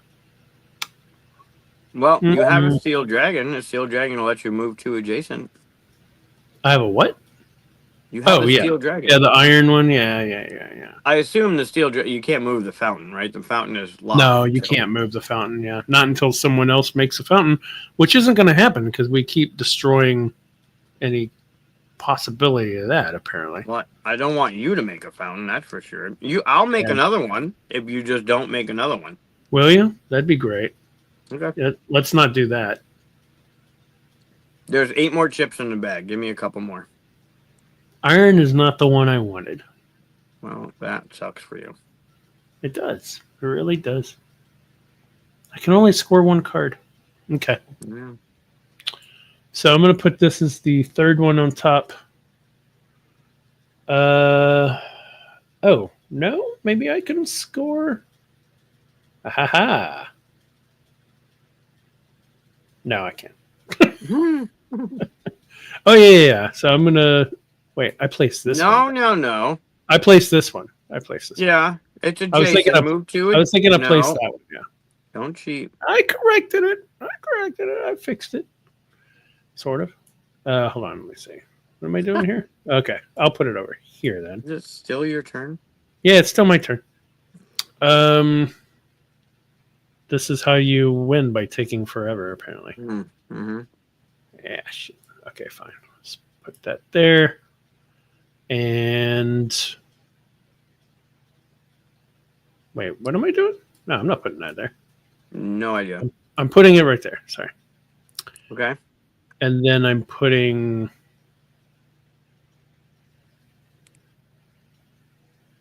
Suck it. That's it. I'm going to score this one. Iron. Okay. I was trying to get the other one to score, but I'm sure there's a way to do it. Okay. All My right. turn? Yep. Okay. Finally. That's great. Move one adjacent to any space. Ooh. There's only 7 chips left in the bag. Game ends when the bag ends. Mr. Baggins. Yeah, that's way better. All right. I'm going to put that there. Mm-mm. Move one chip to any space. That's the one I wanted. And then do this for this. Boo. Or whatever. That also gets me this. Oh. And I can move the fountain now, can't I? Yep. Interesting. All right. I'm going to move you want me to move the fountain, so you're welcome. You want me to move the fountain? I'm going to move the fountain to here and take the bread. Way over there. Yeah. I have a reason. Okay. All right. My turn. You get your card? I did not. Okay. Hey, I got bread too. You got bread. I got bread. Everyone got bread. Yeah. You get a bread, and you get a bread, and you get a bread. All right. We'll put it over here. And I will draw this one. Oh my God, with the iron. Why so much iron?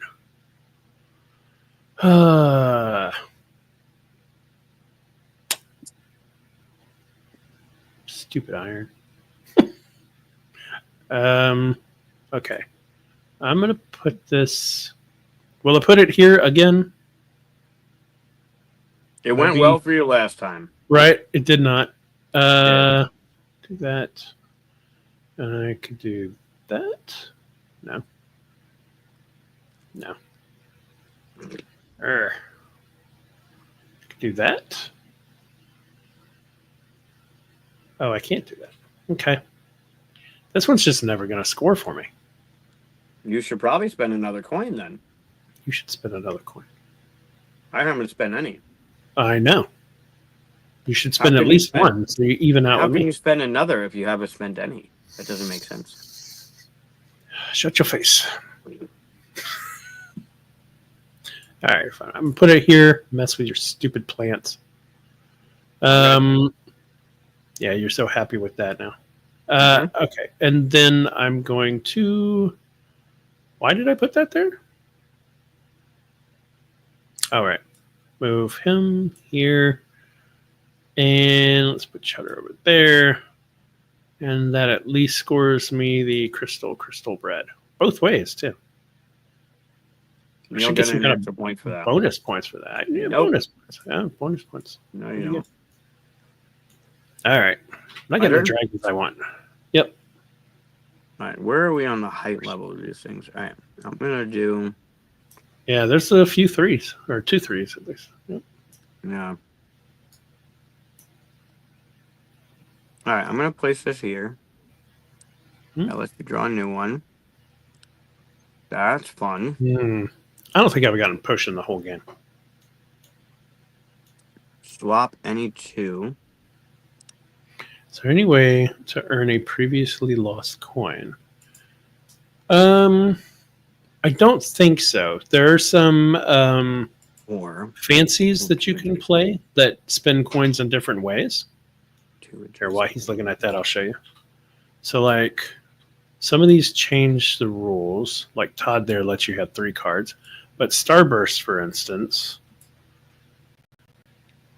is you can spend a coin to move a dragon on the board to any other space. Right? Let's see. That's the other one. Yeah. Rainbow, for instance, you can spend a coin to return your dragon that you haven't placed yet to the bag and search for the bag for your dragon of your choice, which I would have loved to have been playing with right now. So, but he's not a coin spinning one, but he goes into the bag and he's wild, so that could be fun. So, have you gone yet? I just explained the whole game. I'm going to take it forever. Geez. Listen. I'm gonna place this here. No, I'm not. I'm gonna place this here. And I'm gonna swap any two. You remember that time when I accidentally scored something for you? Could you do that for me? Nah, that's why I didn't put that over there. But I will score 3 bread in a row for me. Boo. Yeah. I mean, yay. Yeah, I'm sure you're super thrilled. Awesome And I'll job. pull another card. So, your turn.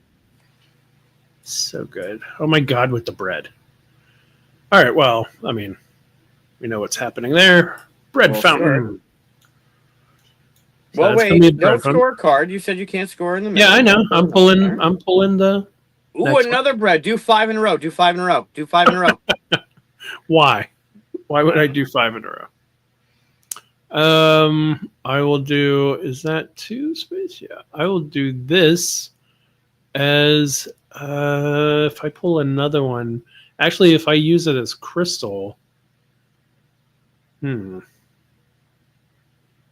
I use it as crystal, I'll end the game. You will not, because you put the other ones back in the bag. Yeah, once it empties, that signifies the end of the game. So I'm going to use it as a... That seems like it benefits you a little bit more than it should. Yeah. So I'm going to use it as a crystal, pull that, and when it's empty, that signifies the end of the game. I get to finish my turn. So I get to place one of these 3. Which means, let's see, I already have that. Oh, crap. So I can't do that because I didn't pull it. Damn. All right, well. That didn't do anything for me then. Other than end the game and stop you from doing stuff. So I'll just put this... I'll put this on top of here, hoping it doesn't do anything for you. And does... So I get to score, first of all, my fountain. Doesn't matter which one I crush with the fountain, unfortunately. And I have the bread potion this way. Now, if you... I can't score the other one. If you can score something else. Seriously? Did I do that? Or did you already have it? You just drew it afterwards? Okay. At least I didn't do it. All right. So now you total up your amount here by hitting the button. And add your coins. I have 24. 24? You want to zoom in on mine? Yep. 27. Stupid fountain. Yeah, I got 2 of them, right? So that was a big points. That was nice. How many did you score? You scored 10, and I scored 9. Yeah, so that was a big difference. Well, you got a lot of 3-pointers too. Like just like that. Yeah, look at that. I threw these 2 away. Oh, nice. And I also threw one of these away that was bread. and another one I think was 3 something else potion. Right. It's because when you get those 3 chunks like that, and that's all you have, it's really hard to Yep. score unless you're set up for it, right? Right. Yeah, the only one that was left in my hand was this one, and all I had to do was move this bread out of the way. I would have gotten it. I feel some games disincentivize the use of such features too much. The point of a discouragement of the use of the mechanism doesn't seem as apparent with the fancy trade. Yeah, I don't think so. I think these just add more fun to it, more different ways to twist. Same as the fountain, right? Yep. Fountain just gives you a reason to go for that 4th one. I almost thought, like, is there a reason to go for the 5th one? No. Just to do it, right? Like, how many times do you get 5 in a row? And a panic you have when you leave 3 in a row or something like this, you're like, oh man, oh no, what are they going to pull? Well, like putting the Iron Dragon here, if you had that threesome, then I'm just setting you up like you did for me. It wasn't going to happen.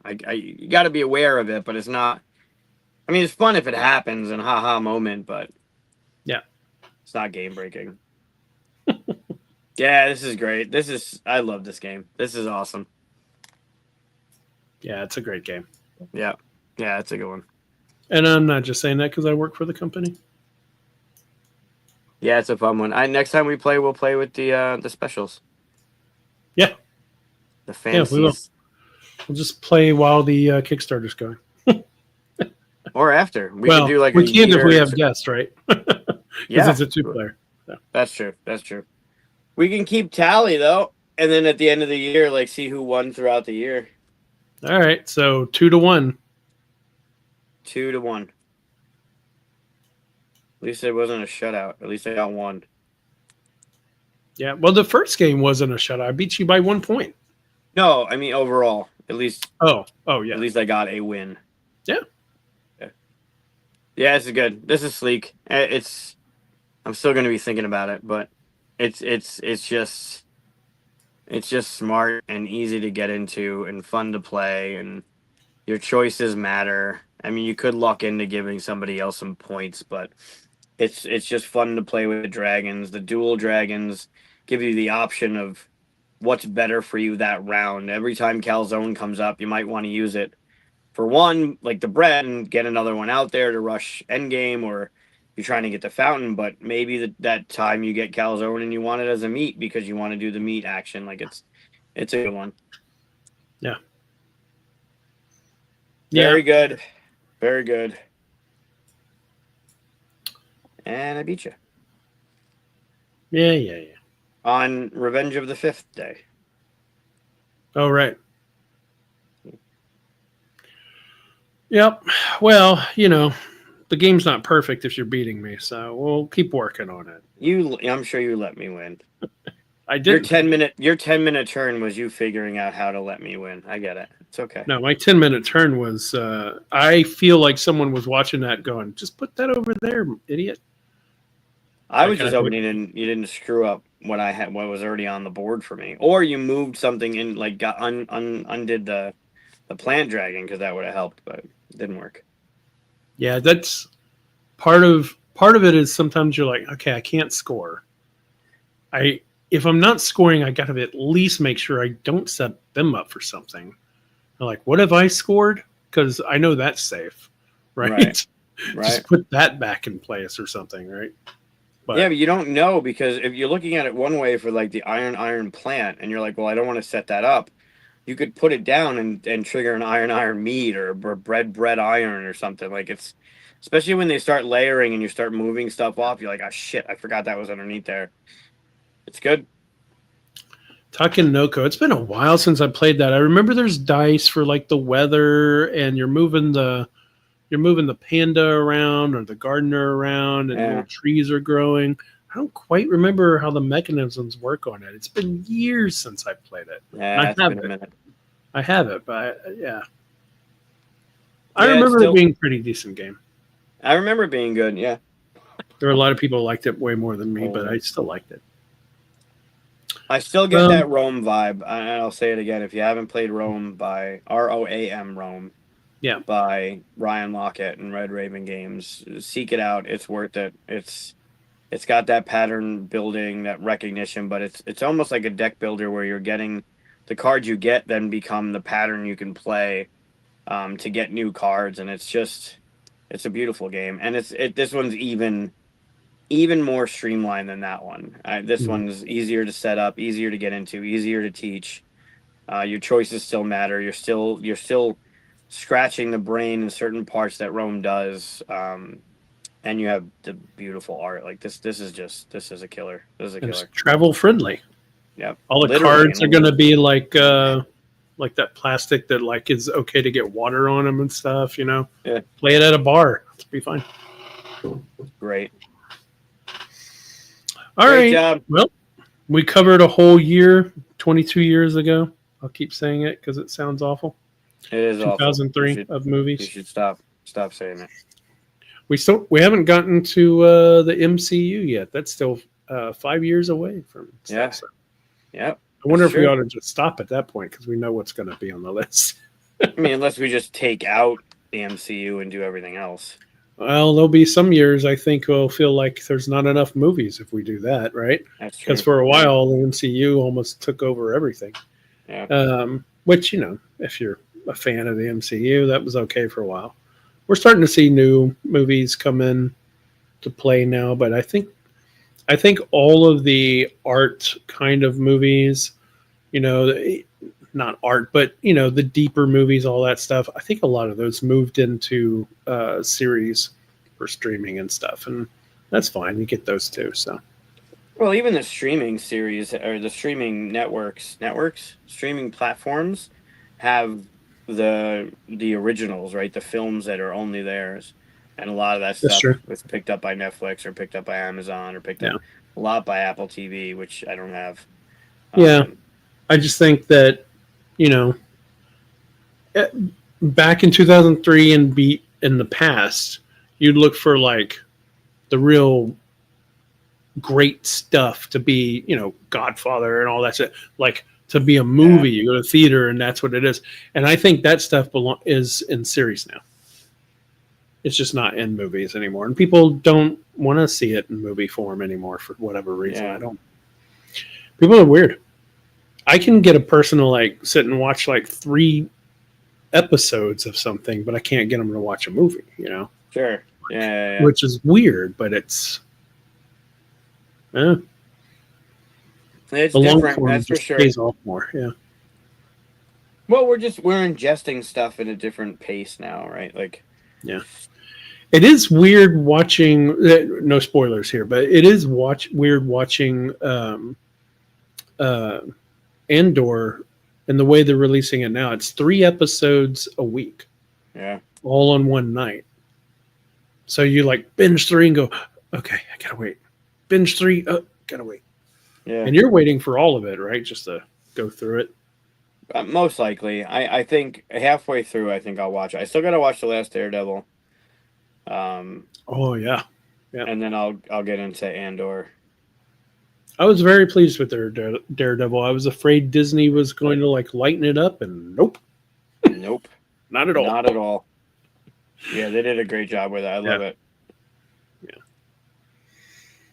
It's funny that I was like, oh, don't worry about the MCU. All the art stuff went to series, and then we start talking about Star Wars and MCU series. Yeah, sure. Yep. Yep. Well, that's the other thing. Once we start getting into the MCU, right, then Star Wars comes back. Yeah. Yeah, this is the big thing. And not just those, but also writers and directors are going in the series as well. Yep. And studios are backing bigger and more riskier projects too, I think, in order to compete with stuff. HBO used to be the only one that did that, you know, or Showtime. Like, you know, you had Sopranos at a time where nobody was doing that on TV. You know, right. Right. Now Sopranos would just be like, oh, it's just another series, you know, if it came out now. Yeah. Just like 5 others that are like it. Yeah. I've been watching Reacher. I don't know if you watch Reacher. Oh yeah. Yeah. I love Reacher. 2 episodes away from the end of 3, and Reacher's fantastic. Of season 3. The latest season. Yeah, yeah, Yeah, I got I two love episodes Reacher. left. Oh my god, he's amazing. That cast for that character and him, he does such a good job with his mannerisms and his delivery and his sarcasm, and the lovey-dovey thing is weird in this one. Whatever, it seems almost forced. But man, they Yeah, did such a good job with him and the show. It's so this good. season is better than the second season. The second season wasn't bad. It just wasn't nearly as good as the first season. The first season Right, was the right, best season. right. 2 was okay. 1 was Two was great. okay. 2 was okay. It Yeah. wasn't bad. It Reacher's on was, Amazon Prime. If you haven't watched that, it's so good. yeah, it's The, good. the He's thing great. I liked is so it comes from a series of books, which I never read, but I've talked to people who've read them, and they said it's very close to it. And I've heard that the author said that they wanted to make a hero who never made mistakes, basically. Right. Like he runs into obstacles and does the best he can with the skills he has and all that stuff, but he doesn't make stupid mistakes. He doesn't go, no, I got to do this because of this and that. He makes the logical, correct decisions. He Right. makes, tactical decisions that you're like, yeah, of course, do it that way. Yep. And I love that everybody else in the world reacts to him like, I can't believe you just did that. But everybody's going, yeah, that was the best thing to do. Right. And I can't Right. believe I've never seen another character actually do that. That's what you're supposed to do. It's like every time you watch a movie and you're like, just shoot the guy in the back. You don't have to tell him that blah, blah, blah. And he shoots the guy in the back. Yeah. There's never like monologuing or anything like he's like, nope, boom. Yeah, done. Yeah. There and the moments where he does pause and give that monologue or give that chance, it's impactful. Mm-hmm.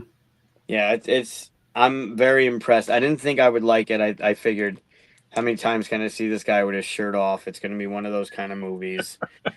But that aside, like there, especially in this season, there are moments where you were like, "Oh yeah, he's fucked. Oh yeah, they're gonna get him. Like something's Yeah. gonna happen." And yeah, he gets out of it, whatever. But it's a story. But man, you're in it. You're in it, and you think one thing, and then they're like, "Oh yeah, we were wrong." Like, no, of course that's got to be it because why would this? Like, it's very well done. I like when you see his face when he realizes he's fucked, right? Yeah. When he goes like he gives a look like, uh-oh. Yeah. Like, I'm in trouble. Yeah. That kind of thing. But he never panics. And I hear that Neely is getting her own series as well. Yeah, I saw a thing. Neely's That's cool. getting it, and they got renewed for season 4, though. Yeah, yeah. So yeah, I'm curious if Neely's gonna hold. Like, she's a good character. We got a little bit more of her in season 3. There was a lot with her in season 2. But I'm curious. If it's gonna be as good of a series. I like her a lot. I think Yeah. they'll be able to make it just slightly different because she's a slightly different person, but she still has that no nonsense kind of thing, Yeah. So yeah. Have you seen all of season 3? Yeah. All right. So little bit of a not a spoiler per se, but a moment in season 3 that happens. So maybe mute for a second. You talking about where she's like sitting there eating, talking to the guy who's up against Yeah. the fridge? Yes. Yep. Oh my god. I was great. thinking like, okay, that's so Reacher. You're Oh, for I know sure. who taught you that. Yeah. That was great. That was so great. Yeah. All right, you're good. Yeah, that was a great. That was a good moment for her because we've seen moments with her where she's badass and she's working with Reacher and then you got all the flashbacks of whatever, but that where she's just taking her. Could you move? Don't make me move you. Oh, that was really good. Yeah, so it's a good series. We'll finish that up. I got to finish up Daredevil, and then get into Andor. But so last night I'm up till Disney has one of their it's not a fucking channel. One of their boxes that you can click on it just says live. It's like the Star Wars Star Wars Universe or something, and it's got a little red thing on Yeah. it that just says live. I click in on it, and whatever the hell it's doing, I'm watching. So on Sunday, I went through a couple different movies. I picked up Rogue One. I think was on Saturday. Like I just got into it. So last night I'm watching. I pick up Clone Wars, and I'm like, all right, I can't shut it off because this is important. And then all the Jedi get wiped out, and I'm like, and then Django and Mace and all the things are happening with Dooku, and I'm just in it, right? And then it goes right into three. I'm like, well, I can't shut it off. I want to see the fight with Obi and Anakin. Yep. So I'm miserable through that whole turn and the manipulation and Yeah. the tale of Darth Plagueis and the Senate and Kit Fisto going down all this, and I'm just like brutalized watching this thing on May the 4th. I'm like, all right, I gotta watch the fight and watch Padme and watch the foreshadowing, and then it ends and I'm watching the credits and I'm listening to the music and the kids are both sleeping on the couch next to me. I'm like, all right, what are they gonna do next? Are they gonna go into 4? Are they gonna go into Rogue One? Rogue One, yeah. No, they did Solo. Oh, nice. I know. So then I'm watching Solo till 2 in the morning. It's like, God, Solo. like it just hooks you, man. They're so even I Solo, love right? Solo. With Crimson Dawn and the new Darth Maul animated coming out. Like it's so much good stuff in those movies. Have you put show's over, by the way? We're just going to talk. Yeah, sure. Hang out if you want, but have you seen or have you played? Probably not played, but played the game. Starts with an O. Outlaws. Star Wars Outlaws. No, that's the console, the sandbox game, right? Yeah. No, not yet. So I've been playing it, and it is really fun. So the first thing is you have to get through their little like tutorial phase, and their tutorial phase is way longer than it needs to be. Yeah. Like when you think you're out of it, you're not, kind of thing. Yeah. But once you get out of it, you just have the free range of just like running around doing what you want. There's still kind of limitations, like you're stuck on a planet until you do part of the main quest to get your hyperdrive working. But you can do whatever you want on that planet for a long time. I pissed off the Pikes so much that I was kill on sight if they saw me. Wow. It's still really fun. I just made it to Tatooine and walking around in Mos Eisley, going into cantinas and stuff. Oh my God, it's awesome. Oh God, that's great. Yeah, they got the dewbacks walking around. I one of the little merchants you talk to is a Jawa. Actually, two of them are, and they're just going talking to you and stuff. You're just like, I love it. I'm dealing with a Jawa. That's great. And Jawas you can't buy from because they don't want your money. They want to do bartering, so you got to barter stuff with them. Oh, it's great. What time period is it in? I would say probably Solo time. Right around there. Have you run into any like canon characters? No, I don't think so. Interesting. Okay. No, although I am in, I'm like way top in the. You just said it, and now it's out of my head. Crimson Dawn. Yeah. I'm in their thing because it's the Hutts, Crimson Dawn, the Pikes, and someone else. Oh, just the Imperials, but you can't get in the Imperials. They're just people you could piss off and be against and stuff. But yeah, you're like balancing those out. You could take different missions to like go way up in reputation or one. You get bonuses that way and stuff. I'm good with the Hutts for now. I'm really good with Crimson Dawn. I even wear like a cool Crimson Dawn outfit and stuff. Let people know. Look at you. Yeah, it's pretty awesome. Fun. That's cool. And they even do this really cool thing where, like, if you walk into an area, you kind of know, okay, this is a Crimson Dawn area and stuff like that, right? But when you walk in there as a normal person, little guards and stuff, you're like, better watch yourself, stuff like that. Later on, when your reputation goes up, they go, hey, look at that, it's Kay Vest. Yeah, I heard about her. That kind of thing. Your character is called Kay Vest. Yeah. And so it's like, that's pretty cool. You get like the little nods and stuff like that, and people like nod at you as you go by and things like that. Yeah, it's cool. That's neat. Yeah. That's pretty cool. Pikes hate me, though. I do everything I can just to make them mad. That's hysterical. I just decided that no, I'm not working for the Pikes. I hate them. I mean, who would? Who would want to work? But yeah, it makes you feel like you're in that, and there's like heist stuff going on, and also it feels Yeah. very Solo-esque. That's cool. Yeah. Yeah, there was. I couldn't shut it off. Like, it's a struggle, right, when that stuff is on, because I'm always looking for something new, and you're pulled into the story, and you're like going through the Kessel Run, and you're looking at all the different things on the Falcon, and remembering like last time we were there, right, and then the next time we're there, and all the things that are there, and the Easter eggs, and the scenes that they recreated in future, like when they're Mm-hmm. fixing something and they're in the hole, like all those things are it all its replay value is through the roof, because there's always something new, and there's always something else you're like, oh man, that's so good. Did you go through? Did you go to Rogue One after that? I finally shut it off and went to bed. You had to, huh? Yeah. That's too bad. But I am very much looking forward to doing Andor and then watching Rogue One again, because Diego Luna said watch after Andor, watch Rogue One, and you're going to see it differently. Yeah, I already have seen like one little scene from it. I was like, man, I already see it differently. It's cool. Yeah. Since you just watched Solo, check this guy out. Solo is great. I love the Solo movie. Do you remember this guy? Yeah, of course. He's so cool. Yeah. I love Does the helmet come off?